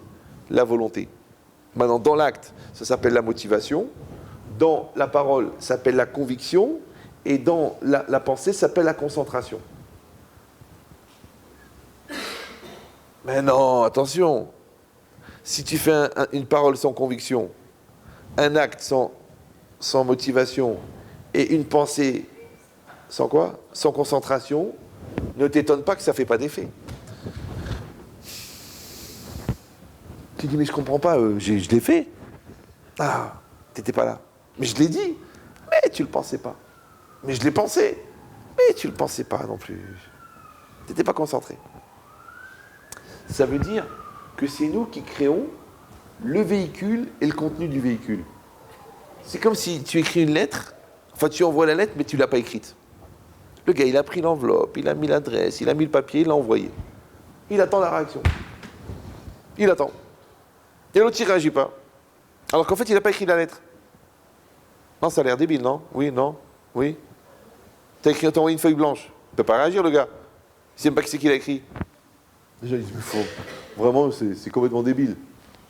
C'est pas tellement débile. Parce que quand tu dis une chose que tu ne penses pas, c'est comme si tu envoies une feuille blanche à la personne. Donc la personne, elle comprend rien de ce que tu racontes. Donc elle n'a pas reçu la lettre. Après toi tu dis, mais comment ça se fait qu'elle n'a pas réagi? Mais elle ne peut pas réagir, puisque toi-même, comme tu ne penses pas ce que tu dis, donc l'autre, elle n'a rien entendu. Ah tu dis, mais pourtant je l'ai dit. Mais c'est rien de dire. Quelle différence entre rôter et parler? Au contraire, quand tu rôtes, tu parles plus, puisqu'on sait ce que tu as mangé à midi. C'est un mode d'expression. Chez les Bédouins. Oui. Tu demandes, c'est quoi le menu? Ah, je viendrai manger demain. Oui. Mais c'est quoi l'idée? Ça veut dire que la lettre, en fin de compte, elle contient le message. Donc la parole, elle contient le message. Donc l'acte, il contient le message. Le contraire aussi. Moi, j'ai vu des gens, par exemple, qui avaient beaucoup souffert d'une personne, mais vraiment beaucoup souffert. Je ne vais pas vous salir la tête, mais des choses très graves. Je lui ai dit, écoute, il faut que tu écrives à cette personne. Écris. Ah, je pourrais jamais, Rav. Ah, je peux pas, c'est de ma famille, c'est honteux, ça va faire un scandale, il va devenir fou, sa femme va le quitter, c'est obscène, c'est dégueulasse, c'est dégoûtant. Je lui ai dit, t'écris. Elle écrit. Tu mets dans une enveloppe, mets dans l'enveloppe, et tu mets la boîte aux lettres, il met la boîte aux lettres. Mais Rav, vous savez le scandale que ça va faire dans la famille? Je dis, mais je t'ai pas dit de mettre l'adresse.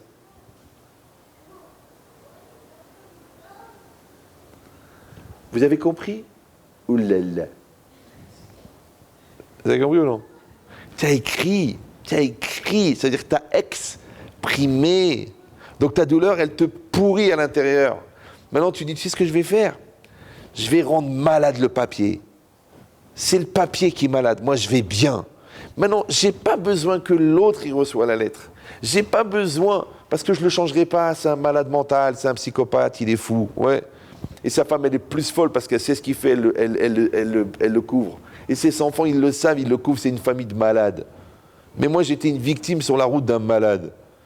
Maintenant, je ne vais pas continuer à souffrir parce que j'ai eu la malchance de rencontrer un malade. Donc, je vais me soigner de la maladie. Comment je vais faire? Je vais me désolidariser. C'est comme si je suis tombé dans un tas de fumier, et ben, je vais prendre une douche. C'est pas que je vais rester avec la saleté en disant « Jamais j'oublierai, ça se sent ». Va te laver. Va te désolidariser. Oui? Ben, quand tu écris la lettre, c'est un acte de thérapie.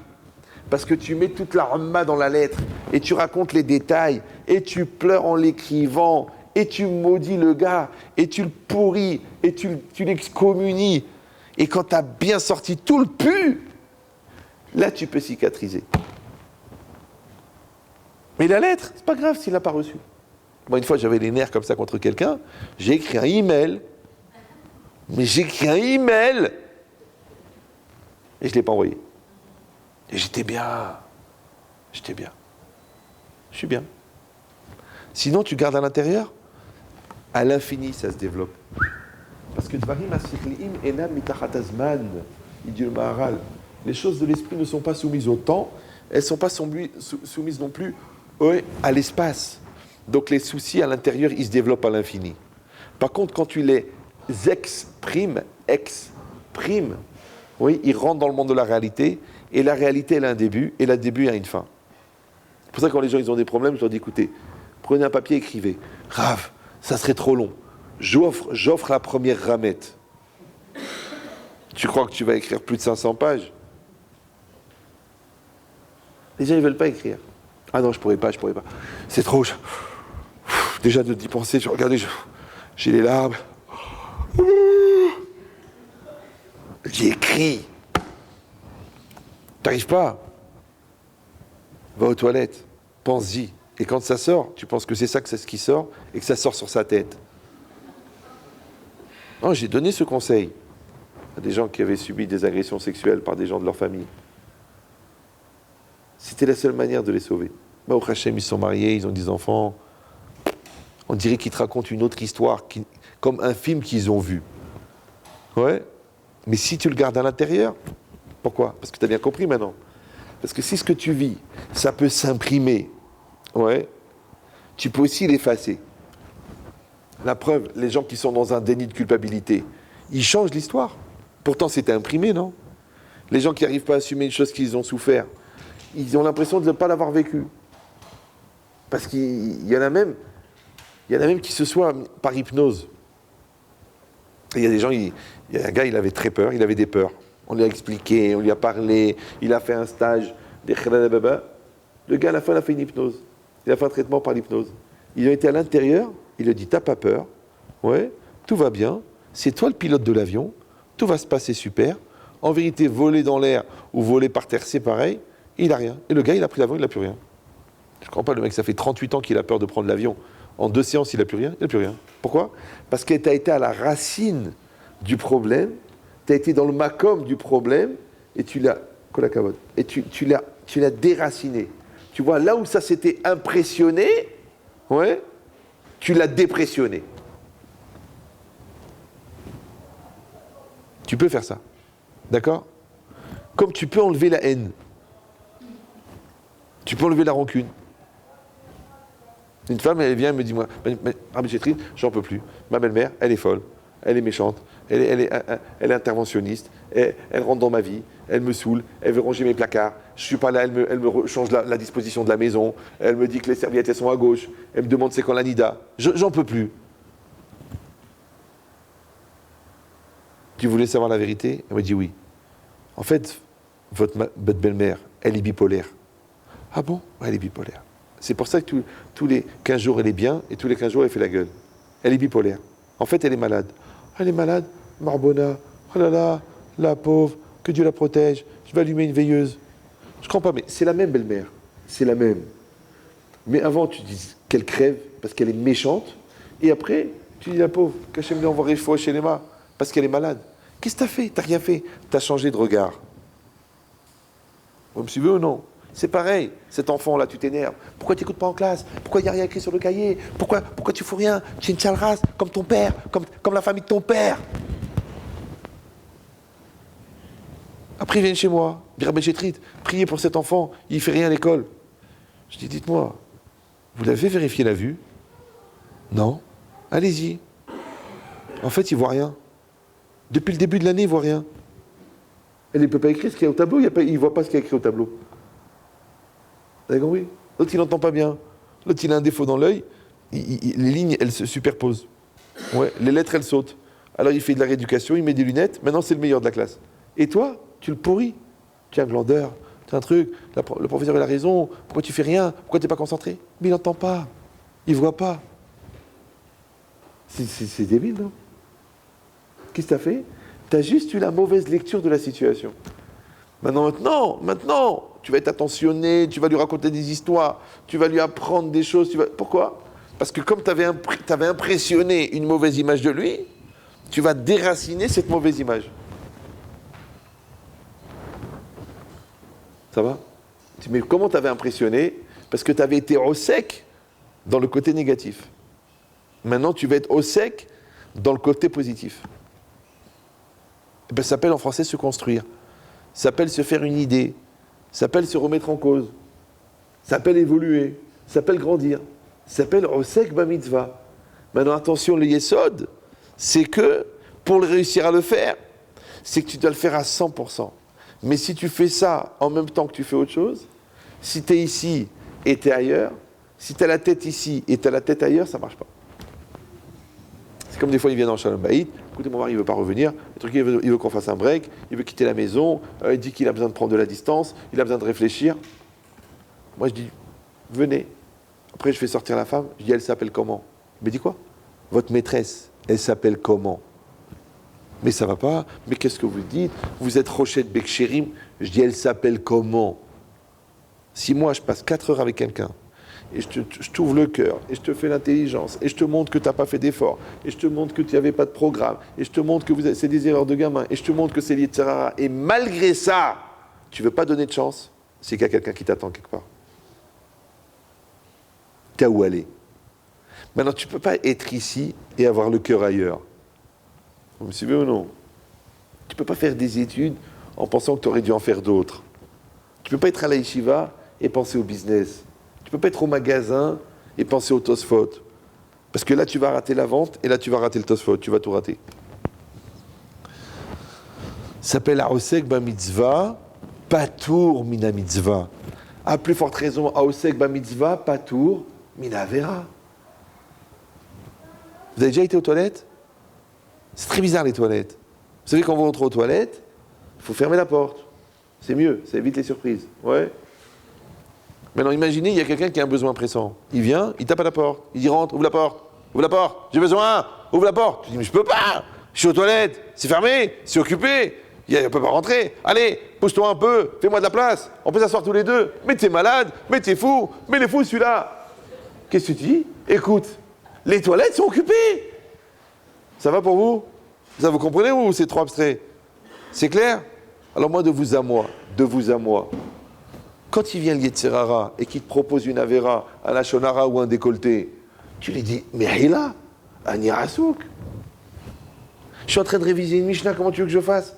Je peux pas regarder le décolleté, je peux pas faire la Mishnah et le décolleté. J'arrive pas. Tu me dis, viens voler, je peux pas. Je suis en train de m'occuper de faire une mitzvah. Je peux pas faire une Avera. On sait que ma mitzvah, pas tourner Avera. Et si tu vas dire, alors comment qu'on arrive à faire des mitzvot et des Averot? Baruch Abba Bekom. C'est vrai, comme un Rav, il a posé la question. Il a dit, je comprends pas, c'est marqué mitzvah goret mitzvah. Une mitzvah entraîne une mitzvah. Alors comment quelqu'un il a pu faire une Avera juste après une mitzvah? Il y a des gens comme ça. Ils ont regardé un film dégueulasse sur Internet et après ils disent, oh, la shkia, je vais rater mincha. Mais quel mincha? Quel mincha? Tu viens de regarder un film dégueulasse. Dégueulasse. Et maintenant tu dis, hop, la shkia, la shkia. Mais quelle shkia? Qu'est-ce qu'il y a de grave? Rat mincha. Ah, ça n'a rien à voir, les mitzvot, la vérote, la pilpoul, mais comment tu te sens? C'est comme si tu pourris quelqu'un, tu l'insultes et tu lui dis, bon, à part ça, on fait un tennis? C'est comme si moi je reçois quelqu'un, je le frappe. Après je lui dis, bon, t'es prêt à faire des efforts au niveau du Shalom Bayit? Quoi? Crève, étouffe-toi. Mais c'est normal. Donc toi tu craches à la figure de Dieu, après tu lui dis, Ave, Mekabel, Tefilatenu, Beratzon. Fais-toi discret. Fais-le mort. Non, tu regardes ton film dégueulasse, et après, encore hier, quelqu'un m'a raconté des trucs qui sont faits entre froum, hein, des embrouilles, des magouilles, des lachonara, des mecs qui cassent l'autre pour récolter de l'argent de l'autre côté, des tralouettes. Je lui dis, Béhémet, dis-moi, ils croient en Dieu ces gens-là? Ils croient en Dieu, ils croient que Dieu, il va les aider dans leur projet, alors que pour faire leur projet, ils ont détruit l'autre projet. Mais Béhémet, ils croient en Dieu? Je sais pas, moi Non, on est entre nous, hein. Je pose la question. Je crois que le mec, il croit pas en Dieu. Tu peux pas croire en Dieu et faire des tralouettes pour obtenir de l'argent en cassant l'autre, faire un lachonara à la yéria pour pas que le mec il obtienne son terrain, et après casser l'autre pour dire que sa yeshiva est pourrie, comme ça tu peux grandir la tienne, ou aller chez le donateur et lui dire l'autre il fait n'importe quoi avec l'argent pour que récupérer le donateur. Tu peux faire ça, tu arrives à faire ça, et tu dors la nuit, tu mets les tefilines le matin. Mais sur quoi tu as mis les tefilines? Sur un cadavre? Sur un mort? Vous comprenez ou non? C'est comme si tu étais dans le caca jusqu'ici, et tu dis, Efchar, est-ce qu'on peut dire des livrets Torah, Bemakomot, Amitunafot?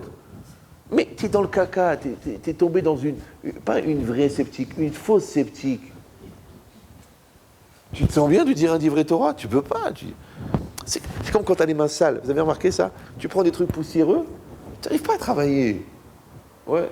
Tu peux pas toucher l'ordinateur, prendre ta Gemara. Il faut que tu te laves les mains. Tu peux pas être avec les mains sales. Mais là, tu es entièrement dégueulasse. Et après, tu viens dire, oui, mais il y a une khumra de Rav Eliashiv. Mais quel Rav Eliashiv? Quel Rav Eliashiv? Laisse-le tranquille. Tu viens de faire une crasse à $200,000, et maintenant tu viens nous dire que, d'après Rav Eliashiv, quand tu as un cheveu qui dépasse, de quoi tu parles? De quoi tu parles? Qui c'est qui a parlé là? C'est toi qui as parlé? Je te dis, à Osek Ba Mitzvah, Patour Mina Avera. Donc c'est une grande ségoula que les Khamim t'ont donnée. C'est que quand tu es occupé à faire le bien, tu n'as pas le temps de faire du mal. Donc si tu as trouvé le temps de faire du mal, ou si tu as pu faire du mal après que tu as fait du bien, c'est que ton bien n'était pas du bien, ou que ce n'était pas en train de faire du bien. Parce que tu as trouvé l'énergie pour faire le mal. Ou alors ça veut dire qu'il y avait assez de mal dans ton bien pour entraîner du mal. Puisque mitzvah goret mitzvah et avera goret avera. Donc si tu as fait une avera après une mitzvah, c'est que dans ta mitzvah, il y avait assez d'avera pour provoquer la prochaine avera. C'est vrai ou non? Ça, on raconte toujours avec la yeshiva de Vologine. Vous vous rappelez avec la yeshiva le donateur, non? Ça vous dit rien? Quand ils ont voulu construire la yeshiva de Vologine, il y a un donateur qui a payé le terrain. D'accord? Donc le gars, c'était un milliardaire, il a acheté le terrain. Il a payé tout le terrain. Et ils ont fait une grande asséfa, une réunion de tous les rabbinim et de tout le public et tout ça, pour remercier pour le kavod. Le gars, il a donné, je sais pas, 10 millions de roubles pour acheter le terrain. Et ils vont poser la première pierre. Et tout le monde était là, ils ont fait une estrade, et les rabbinim, Ezesrout, Kol Alimud, Atorah, Yotze Mi Yeshiva, Kdusha, Shel Vologine.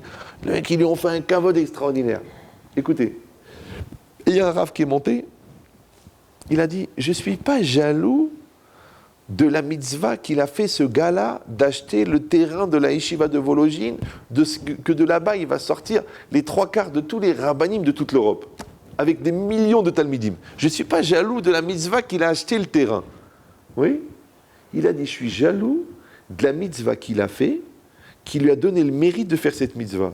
Et cette mitzvah, elle doit être incroyable, puisque personne n'est au courant. Pour l'autre mitzvah, on n'a pas fait une asefa de rabbanim, on n'a pas fait des estrades, on n'a pas fait du kavod, on n'a pas fait un festin. Il a fait un truc en discret, le gars, qui lui a donné le mérite. Il dit, cette mitzvah-là, en cachette, qui lui a permis d'avoir le sroud de faire cette mitzvah-là, c'est celle-là que je suis jaloux, c'est pas celle-là. D'accord?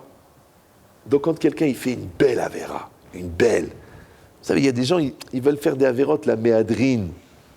Ils ne vont pas faire comme ça une bêtise. Non, ils vont trouver une femme mariée, froum, avec 5 enfants. Ils font des avérotes glattes, pas des petites avérotes comme ça. Genre, il a regardé une affiche comme ça, en tournant l'œil, il s'est fait un torticolis. Non, il a été la draguer, il a été la truquer, il l'a détourné de son mari, il l'a emmené dans un village en Australie. Une belle avéra. D'accord? Tu te dis, mais attends, mais pour avoir le mérite de faire une avérante tellement pourrie, quel genre d'avéra il a dû faire avant pour pouvoir faire cette avéra-là? Les Baalei Moussar, ils disent, il faut toujours regarder ce qui ne se voit pas les choses qui se voient. Les choses qui se voient, ça porte à interprétation. Mais les choses qui ne se voient pas, vous savez, une fois, un rave, il m'avait raconté, je ne sais plus quel rave, toute sa vie, il avait été un Baal Moussar. C'était un Baal Moussar. Moussar. Les mitot, le trait des mitot. Et un jour, à la fin de sa vie, on a insisté. Il a fait une dracha de Gemara. Et on a vu que c'était un gaon. Ouais. Dans la Gemara. Et après, il s'est mis à pleurer. Il a dit, pourquoi vous pleurez? Il a dit, parce que peut-être que tout mon sra de Géonou de la Gemara, je l'ai perdu à cause de cette gava que maintenant les gens ils savent que je suis très fort dans la Gemara. Avant les gens ils pensaient que j'étais un mashgiach. Ouais, ils ne savaient pas que j'étais un vrai Talmid Chacham. Le gars il connaissait toute la Torah entière. Mais les gens ils croyaient qu'il était là pour raconter des histoires. Ah Baal Shem Tov Amar. Alors que le mec connaissait tout. Il a dit peut-être qu'avec cette dracha là, maintenant j'ai perdu le sroud de la mitzvah qui était cachée. Que c'est la vraie mitzvah.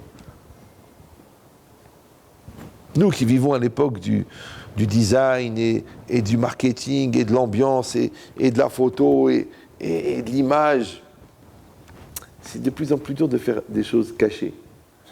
Maintenant, pourquoi est-ce que tu fais des choses cachées? Pourquoi? Parce que les choses cachées, elles n'impressionnent pas de la même manière que les choses voyantes. Parce que quand tu fais des choses voyantes, ça s'imprime dans le regard de l'autre. Mais quand tu fais des choses cachées, ça a plus de chances de s'imprimer chez toi. Donc il faut que tu te débrouilles, que quand tu es au sec va mitzvah, ouais, tu sois au sec à 100% dans une mitzvah, mais pas parce que la personne te regarde. Et ça c'est très dur. Je vous raconte l'histoire. La maman, elle a 23 ans, elle a son premier garçon. Il a 1 an et demi. Elle est là en train de cuisiner. Et son fils, il court à la salle à manger. Elle entend qu'il court. Tam, tam, tam, tam, tam. C'est du parquet. Il court. Tam, tam, tam, tam. Et puis à un moment, elle entend. Tam, tam, tam, tam. Donc elle a compris qu'il est tombé. Elle a peur, c'est son premier. Elle va pour se lancer. Elle dit attends 2 minutes. Elle attend. Il n'entend rien. Et elle compte. 1, 2, 3, 4, 5, 6, 7, 8. Et elle entend. Alors, elle se pose la question, c'est intéressant au niveau psychiatrique. Quand tu tombes et que tu as mal, tu pleures tout de suite. Pourquoi l'enfant, il a pleuré au bout de 7 secondes? C'est long. Parce que le système nerveux, il reçoit la douleur tout de suite. Ouais. Comment ça se fait qu'il a pleuré au bout de 7 secondes? Vous savez pourquoi? Parce qu'il a réfléchi, est-ce qu'il avait un public pour sa douleur? Aussi eux, non. Il s'est fait mal. Mais est-ce que ça vaut le coup de crier? Comme ça, peut-être je vais obtenir un bonbon, là, une sucette. Ou non? Ça, c'est à 1 an et demi. Déjà, à 1 an et demi, il vit dans le regard de l'autre. Alors, à 41 ans et demi, comment qu'il va arranger son chapeau? Comment qu'il va prier avec la kavana? Comment qu'il va tourner la tête, Hazvé Shalom, pour ne pas regarder alors qu'il va à la plage mixte? Ben, qu'est-ce que tu fais là, Réhouven? Non, ici, je m'appelle Maurice. Mais t'es incohérent? Non, tu comprends, pendant les vacances, on se détend un peu, on est va. Comme j'ai vu des gens à Bnei Brak qui se bagarraient, Khatam Sofer de là, Khatam Sofer, Khatam Sofer, Khatam Sofer de là, Khatam Sofer, Khatam. Après, je les vois à Paris manger dans des restaurants où nous, on ne regarde même pas l'étiquette. Mais tu manges? Il me dit, c'est Beddin Sedek. On mange pas, tu manges toi? Toi, tu m'as fait un lachonara de malade sur genre Khatam Sofer de Petah Tikva ou de Patard de je sais pas quoi. Ouais. Et là, tu manges un truc que tu vois que le chômeur, il fume des joints devant toi. Il n'y a même pas de chômeur. Tu dis, Yesh Teuda, ma tam damer, lachonara, la Beddin, je dis, mais tu manges pas, on mange pas, tu manges toi. C'est compris ou non? Maintenant, j'ai une question. T'es qui toi? T'es le mec de Mdemra qui parlait ou t'es le gars qui mange là? T'es lequel des deux? Pas pour moi. Moi, ça me change rien. Je ne fais pas des statistiques sur le nombre de brels qu'il y a dans le monde. Non. Mais toi, tu te demandes pas, je suis qui moi? C'est-à-dire, toi, t'es opportuniste. C'est comme ça, c'est comme ça, comme c'est comme ça, c'est comme ça. Tu te balades. Oui, tu te promènes, tu te trucs. Tu sais pourquoi? Parce que t'es pas au sec ba mitzvah. Si Béhémet, là-bas, tu avais un vrai problème de cache-route à Bnei Brak, quand tu arrives là, eh ben d'accord, il n'y a pas de manger, il n'y a pas l'ashgacha que tu veux, bah tu manges pas. Tu manges pas, tu vas chez le goy, tu prends des galettes de riz, et tu prends des fenouilles, et encore c'est compliqué, et des pommes de terre, et tu manges, et c'est tout. Ah mais j'aime la viande. Ben t'aimes la viande, mais il n'y a pas l'ashgacha, Baba Salé, pendant 25 ans, il n'a pas mangé de viande parce qu'il n'a pas trouvé un bon shochet. Et toi, tu dis, mais j'ai faim, j'aime pas le tarama. Mais c'est tarama que tu ne devrais pas aimer. Oui, encore une fois, c'est pas le problème que tu manges là-bas ou tu manges là-bas. Le problème, c'est que tu manges là-bas et là-bas. J'arrive. Vous avez compris ou non? C'est ça le problème. C'est-à-dire que en fait, tu n'es pas au sec ma mitzvah. C'est pour ça qu'il y a une halakha incroyable. Je l'ai citée hier soir, mais je peux la reciter aujourd'hui, c'est pas très grave. Si pendant Pessah, on est le 3e jour de Pessah, vous avez fait une bdikat Hametz extraordinaire et la maison, elle est propre, il n'y a pas une miette de Hametz. Pas une miette. Et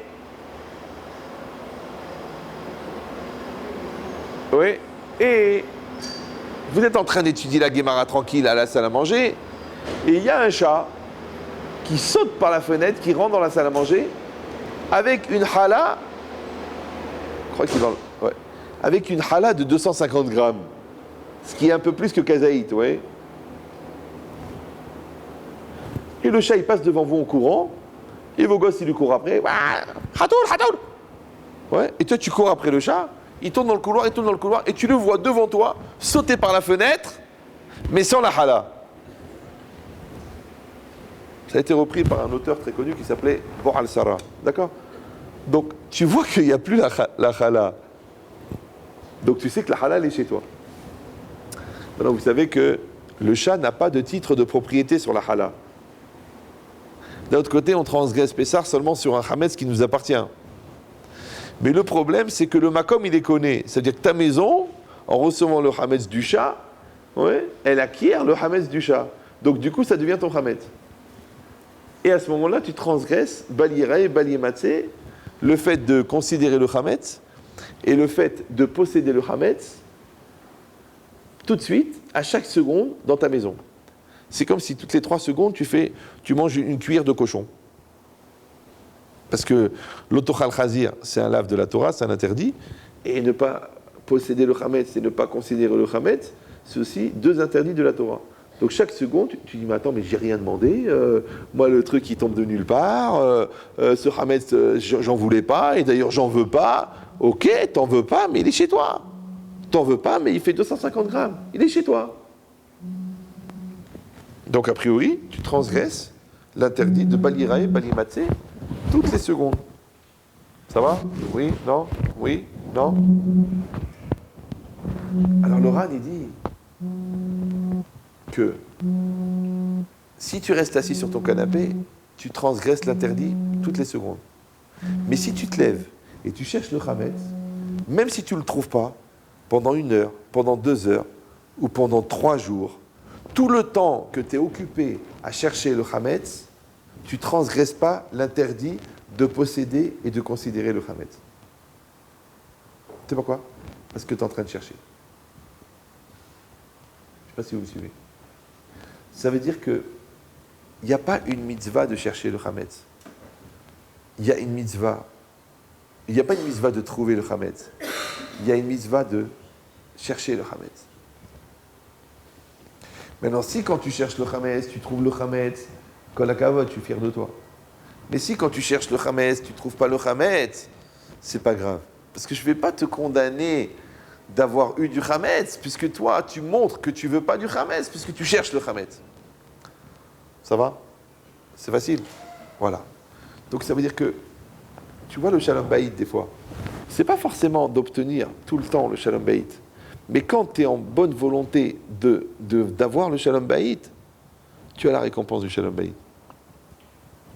D'accord? Peut-être ton fils, il ne va pas être le stapler. Mais toi, tu t'es forcé, tu t'es accroché, tu as révisé, tu l'as encouragé, tu l'as aimé, tu l'as aidé. Ouais. Toi, tu n'as pas fait un stapler. Mais toi, tu as été le père d'un stapler. Mais lui, il n'est pas devenu le stapler. C'était son choix. Mais toi, tu as fait ce que tu avais à faire. Maintenant, tu vois, quand tu es dans cette dynamique-là, d'accord, de osek, ba mitzvah, oui, il n'y a pas de place pour la vera. Donc quand tu es occupé à voir le bien, il n'y a pas de place pour voir le mal. Quand tu es occupé à dire merci, il n'y a pas de place pour faire des reproches. C'est que c'est toi qui décides. Mais ça va dépendre. Est-ce que ton osek, il va être à 100% ou non? C'est pour ça qu'on a besoin que tu sois osek beyadaim, physiquement, d'accord? On a besoin que tu sois tout le temps en train d'aller vers une nouvelle mitzvah, tu es osek dans le cheminement, et on a besoin que tu sois occupé dans ta tête à dire je suis en train de faire une mitzvah. C'est ça qu'on dit, une chose à la fois, une chose à la fois. Et si quelqu'un il va dire, oui mais si je peux faire plusieurs choses à la fois, c'est dommage de faire une chose à la fois. Mais tu n'as pas remarqué que quand tu fais une chose à la fois, eh ben, finalement, tu peux faire beaucoup de choses, bien, l'une après l'autre, une chose à la fois. Mais quand tu fais plusieurs choses à la fois, tu fais rien. Chaque chose, elle est faite à moitié, et chaque chose, elle ne finalise pas, et tu n'as pas la satisfaction d'avoir fait quelque chose, parce qu'en fin de compte, tu n'as rien fait. Donc, ça veut dire qu'il faut apprendre à agir bien. Après, il faut apprendre à agir vite. Et après, il faut apprendre à agir vite et bien. Comme toi, au début, tu t'es marié, on te dit fais la hala. Alors tu voulais faire absolument la hala avec 4, je sais pas quoi là. Ouais. Alors tu étais au téléphone avec ta cousine. Alors que je mets laquelle après, mais j'arrive pas. Alors tu faisais une espèce de hala dangereuse. Ouais. En plus, tu as oublié de la faire monter, donc quand tu la poses sur la table, bah. Combien tu as fait de challah avec le kilo de farine? Une. Donc c'est pas une challah, c'est un parpaing. Il ne sait pas s'il va faire chez Akol ou un moti. Tu peux la garder, elle est belle, elle est magnifique, mais elle est dure. Elle n'a pas monté, elle est lourde. Ouais. Après, tu fais le 2e Shabbat, 3e Shabbat, à la fin, tu vas avec ta copine, comment tu vas faire? La 4-13, tu arrives à... Tac, tac. Tu as appris bien, tu as appris vite et bien. dans chaque chose. D'accord? Comme dans tout. Des fois, les gens me disent, mais comment vous dites tellement de choses tellement profondes, tellement rapidement? Je dis, mais j'ai réfléchi sur chaque chose. Après, j'ai fait des combinaisons de choses intelligentes. Et après, j'ai fait des combinaisons rapides de choses intelligentes. Maintenant, n'essayez pas de faire ça après 2 semaines de collège. Ça ne marche pas. Il faut le faire à peu près après 10 ans de réflexion. Ça marche. C'est faux, parce que tu cumules des yesodotes. Et en fait, tu fais du tricotage de yesodotes. Mais si pour avoir un yesod, il te faut 2 semaines, ça va être dur de mettre le deuxième. Alors un yesod toutes les minutes, c'est encore plus compliqué. Mais ça dépend qu'est-ce que tu as dans le grenier. Ça dépend qu'est-ce que tu as en réserve. Ben, c'est pareil. Tu fais une mitzvah, encore une mitzvah, encore une mitzvah, encore une mitzvah. Mais il ne faut pas avoir peur de la faire bien. Tu fais le tosfot, fais-le bien. Tu fais ce daf, fais-le bien. Tu dis, mais non, je peux faire 3 à 4 dapim, fais-le bien, ça ne sert à rien. C'est comme les halachot, tu les fais bien. Tu regardes bien. Si tu peux, tu fais l'agdama du Mishnah Berurah. Si tu peux garder la Gemara sur le sujet. Après, tu regardes un peu le Bet Yosef. Après, tu regardes le Mishnah Berurah. Tu regardes le Biur Halacha. Après, tu écris un petit sikoum. Cet halakha là, tu l'oublieras jamais. Toi, qu'est-ce que tu fais? Non, tu prends le Kitsour et tu lis. Après, tu dis, c'est marrant, je me rappelle rien. Tu dis, ouais, mais attends, avec toutes les halakhot qu'il y a, on ne peut pas faire 2 halakhot par jour. Pourquoi pas? Pourquoi tu ne fais pas bien 2 halakhot par jour? Oui. Kol amarbe, ve kol amam'id, ve'ika, shikaven libo la shamaim. Et crois-moi, il les connaît, le gars. C'est 2 halakhot par jour. Eh bien, à la fin, il a fini tout. Mais combien de fois il l'a fait? Une fois, le Rav Moshe Feinstein, il était dans la rue. Il sortait de la voiture. Au moment où il sortait de la voiture, ils ont ouvert la porte. Et il y a quelqu'un qui l'a raté. Rav, je l'ai là, j'ai une question. Il a montré un petit bout de papier comme ça, un petit bout de papier. Il avait fait un petit dessin du quartier. Il a dit à Rav, Efchar la sim po eruv, kacha, kacha, vekacha, vekacha. Alors le Rav, il a fait comme ça, il a fait. Ken, Moutar, tac, il est parti. Il y avait un petit vieux à côté, il s'est énervé. Mais c'est Rav Moshe Feinstein. Il a dit, Ma, kacha poskim, barechov, kacha. Sur un petit bout de papier, on est possède une halakha de Hérouv. Mais la halakha, le Hérouv, c'est des halakha très compliqué. Ça veut dire quoi? D'être possède comme ça sur un petit bout de papier, comme ça dans la rue, en 5 minutes. C'est quoi ça? Ouais. Alors Rav Moshe Feinstein, gentiment, il s'est retourné, il lui a dit, quand on a fait 400 fois le Shulchan Aruch, on peut être possède sur un papier dans la rue. 400 fois tout le Shulchan Aruch, tu peux être possède dans la rue sur un bout de papier. Tu peux faire ça. Vous me suivez ou non? C'est comme si le gars, il était médecin dans l'armée au Liban, et qu'il a fait des opérations à cœur ouvert, et qu'il a trépané des gars pour les truquer, il leur a ouvert la gorge pour les truquer. Alors après, quand il voit un petit vieux qui tombe dans les pommes à la synagogue, il peut gérer. Il dit, mais vous n'avez pas besoin de matériel. Tu dis, on était au Liban, papa. On était au Liban, il y avait les bombes, il y avait les balles. Le mec, il avait un morceau de métal enfoncé dans la gorge. Ouais, il fallait maintenir la truc, sortir le trac, et frère, en attendant les trucs pour l'amener en hélicoptère vite à l'hôpital. On l'a sauvé, Baruch Hashem. Le gars qui a vécu ça, tu crois qu'il ne peut pas faire ça? Ça veut dire qu'il faut être des commandos de la vie. Donc quand tu as travaillé tes midotes, quand tu étais jeune, et que tu as travaillé tes midotes avec ta femme, donc il t'arrive un problème avec un enfant, mais si tu vois que devant le problème avec l'enfant, tu te mets à avoir le même âge que l'enfant, tu dis, mais qu'est-ce que tu as fait pendant toutes les années d'avant? C'est vrai, moi je le dis, hein. Si l'enfant de 14 ans, il voit que son père, il a le même âge que lui, c'est un souci. Il dit, papa, t'énerve pas, je pensais pas que tu étais si jeune. C'est ça l'idée. C'est l'histoire de l'immeuble. Vous vous rappelez l'immeuble ou non? Comme ça, vous avez oublié? Tu te rappelles, hein, à Paris, non? Il y a un gars, il habite au 30e étage. Il est tranquille sur son balcon, en train de regarder la vue. C'est le dernier étage, il regarde la vue. Et en bas de l'immeuble, devant la porte qui est fermée, avec le digicode, il y a un gars qui est en train de s'énerver. Maintenant, il y a 30 étages, il ne voit pas bien.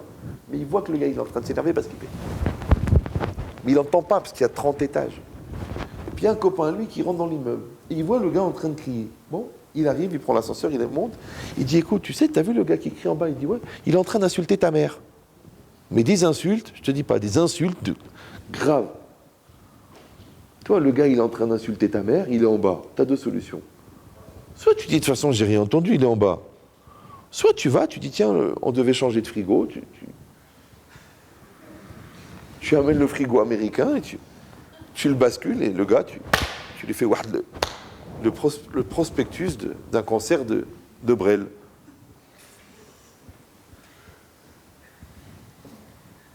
Mais en vérité, tu n'as pas été énervé. Ok, le gars, il entre, toi, tu es loin. Regarde, tu prends de haut, tu as 30 étages de différence. Tu n'entends même pas ce qu'il raconte, il est loin. Mais toi, tu as 44 ans. Ton fils, il a 14 ans. Tu as 30 ans de distance. Et tu te prends la tête, et tu t'énerves, et tu demandes de baisser, et tu te bats avec lui sur le canapé, comme deux gamins. Tu dis, mais oh, tu as 30 étages. Tu l'entends même pas, mais c'est qui parle? Il n'a même pas parlé, c'est un bébé, il fait sa petite crise, il veut sa petite place. Ouais. Mais c'est rien, toi t'es loin de ça. Mais tu dis, oui, mais ça m'énerve, et ça me remet en cause, et ça me stresse, et qu'est-ce que ça veut dire? Et pour qui il se prend? Et je vais lui montrer, t'as le même âge que lui. T'as 14 ans, t'es bientôt grand-père, t'as 14 ans, mais c'est un sourd, même au niveau légal. Comment tu peux être grand-père à 14 ans? Ça va? Ça veut dire que ça fait 30 ans que tu ne travailles pas. Ça fait 30 ans que tu ne deviens pas. Ça fait 30 ans que tu es pas Osek Ba Mitzvah. Parce que sinon, Osek à 17, Osek à 18, Osek à 19, Osek à 30, Osek à 40, qui tu es toi? Tu as travaillé sur ça. Tu as travaillé la Mida, tu as travaillé le principe.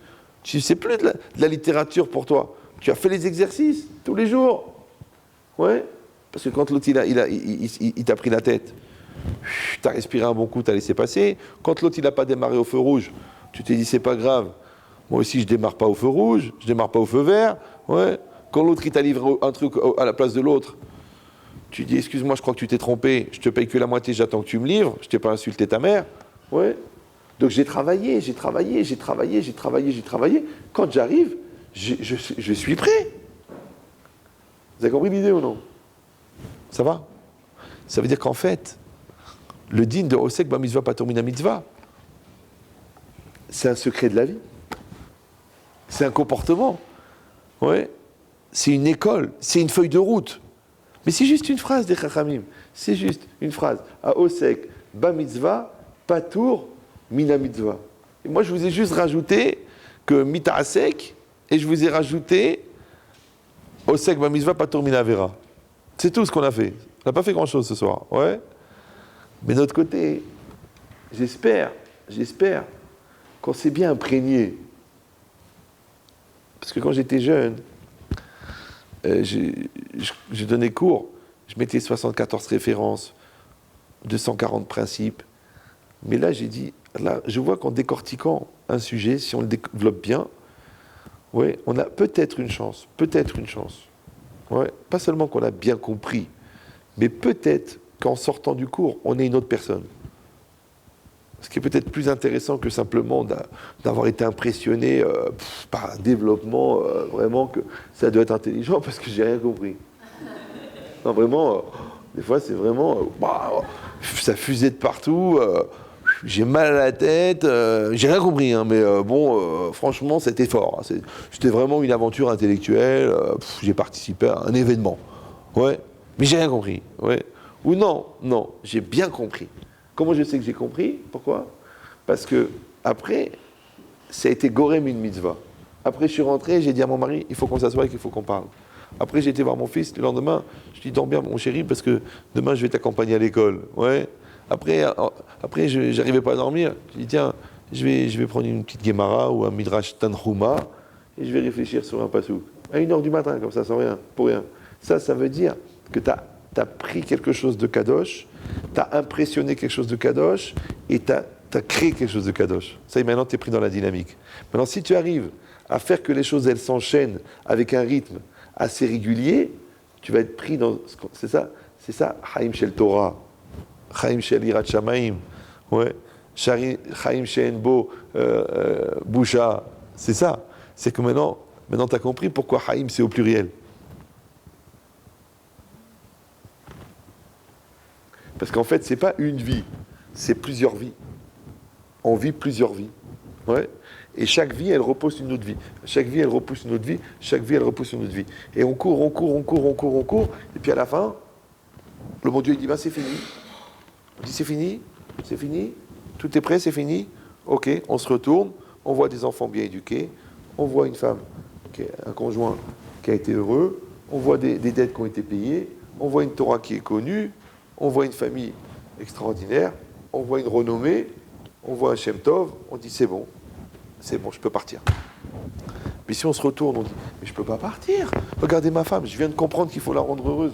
Regarde, je peux pas partir. J'ai des enfants, ils sont tous à côté de la plaque. Je peux pas partir. Je dois de l'argent à la moitié de la ville. Je peux pas partir. Je suis même pas construit, je suis débile, je me panique, je me stresse et je pense à Jésus au lieu de penser à Dieu.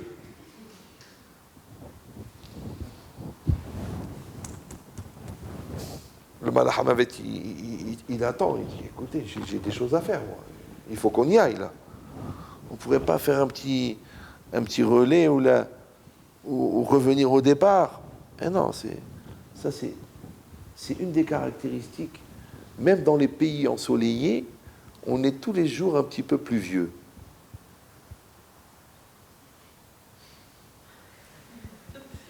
Vous avez une vitesse de réaction quand même. Hein.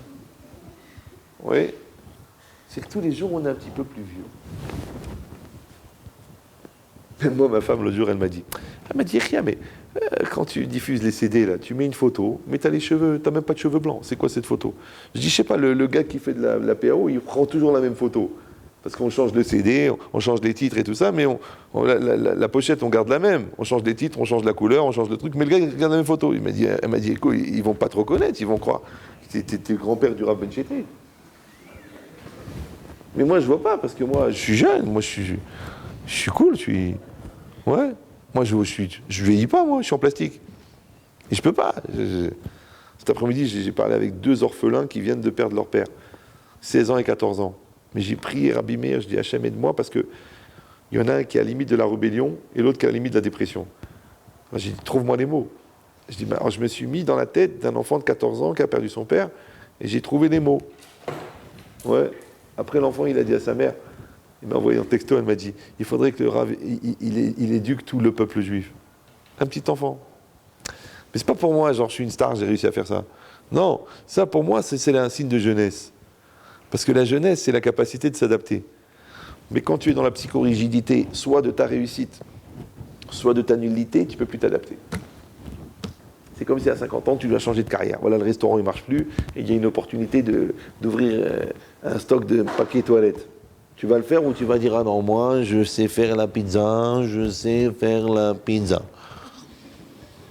Tu vas t'adapter. D'accord? Et le dernier gosse, il a un petit problème psychique. Ah, tu dis, non, celui-là, on ne le compte pas. Tu vas t'adapter. Ouais. Et le business, il a changé, tu ne gagnes pas autant d'argent qu'avant.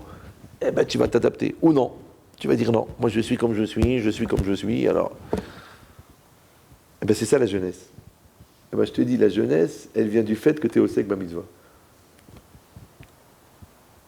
C'est pour ça qu'une fois, il y a une femme. J'avais déjà raconté cette histoire, mais elle est tellement belle. Et comme c'est le dernier cours, je fais des soldes de la semaine. Il y a une femme, c'est une grand-mère. Elle avait sa fille et son gendre et 4 petits-enfants dans une voiture. Le Halénou, ils ont fait un accident, ils sont morts tous.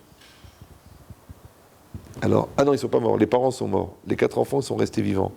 Donc elle a pris les 4 enfants, elle avait une question. Est-ce que je dois les mettre dans un orphelinat, ils vont les mettre dans des familles d'accueil, ou non? Elle a été voir Rav Shach. À l'époque.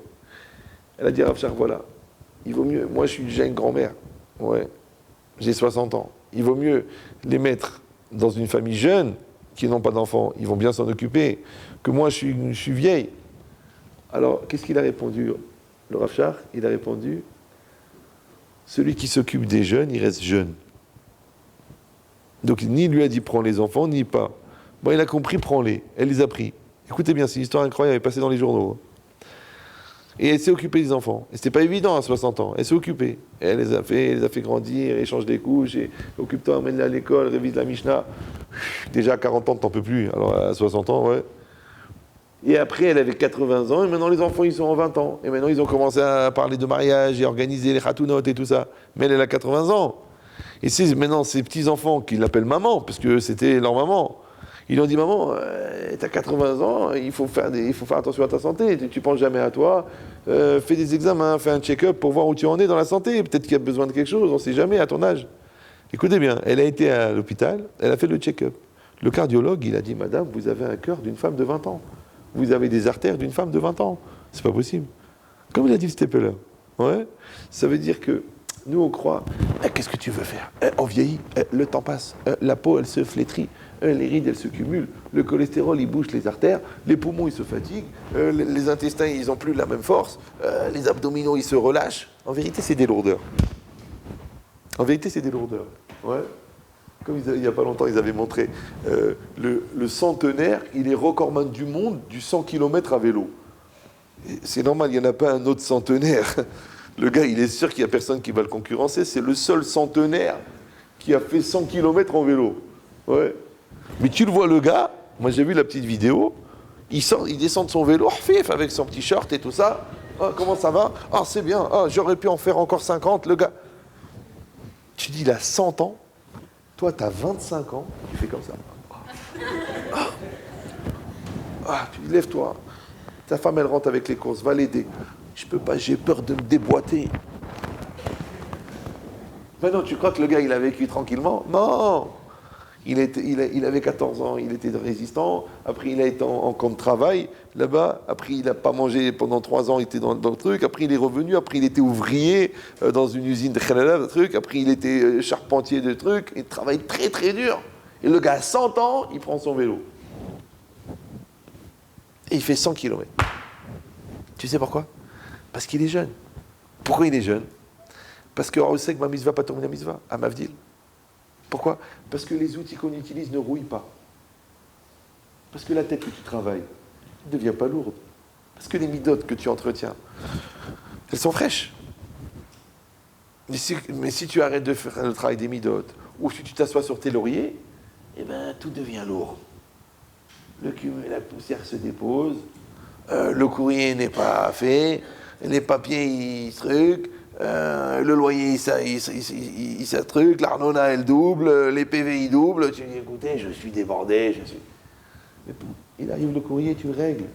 Ouais. Il vient l'occasion, tu fais la mitzvah. Il vient d'une aire, tu prends tout de suite, tu travailles la mida, tout de suite. Pourquoi tu vas laisser? Maintenant, si tu es tout le temps, Osek ma mitzvah, Osek ma mitzvah. Mais est-ce qu'elle est vieille, la Torah? Est-ce qu'elle est vieille, la Torah? Elle n'est pas vieille. Elle est toute fraîche, de ce matin. Elle vient de sortir. Ouais. Donc toi aussi, qui es au sec dans la mitzvah, tu vieillis pas. Donc la Torah, elle t'a donné le secret de la vivacité, le secret de la jeunesse, le secret de la force, le secret de la réussite, le secret de la pureté, le secret de la compréhension, le secret du shalom bayit, le secret de l'éducation. Mais on n'a fait rien qu'une phrase. Hein. Parce qu'en vérité, il y avait encore des choses à dire.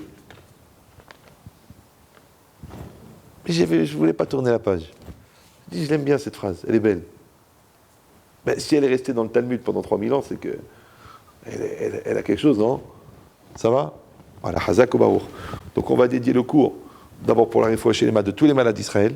Et à Bavnil Ben Chem Limetim, on va inclure toutes les personnes auxquelles vous pensez, plus le Maxime Ben Shimon, pour de l'Eilun Nishmato, et aussi mon père Abraham Shimon Ben Simcha, pour le Rav Yosef Chaim Ben Israq Sitruk, et pour le Rav Moshe Ben Rachel Shapira, et plus toutes les personnes auxquelles vous pensez, Chazak ou Baruch, Kol HaKavod.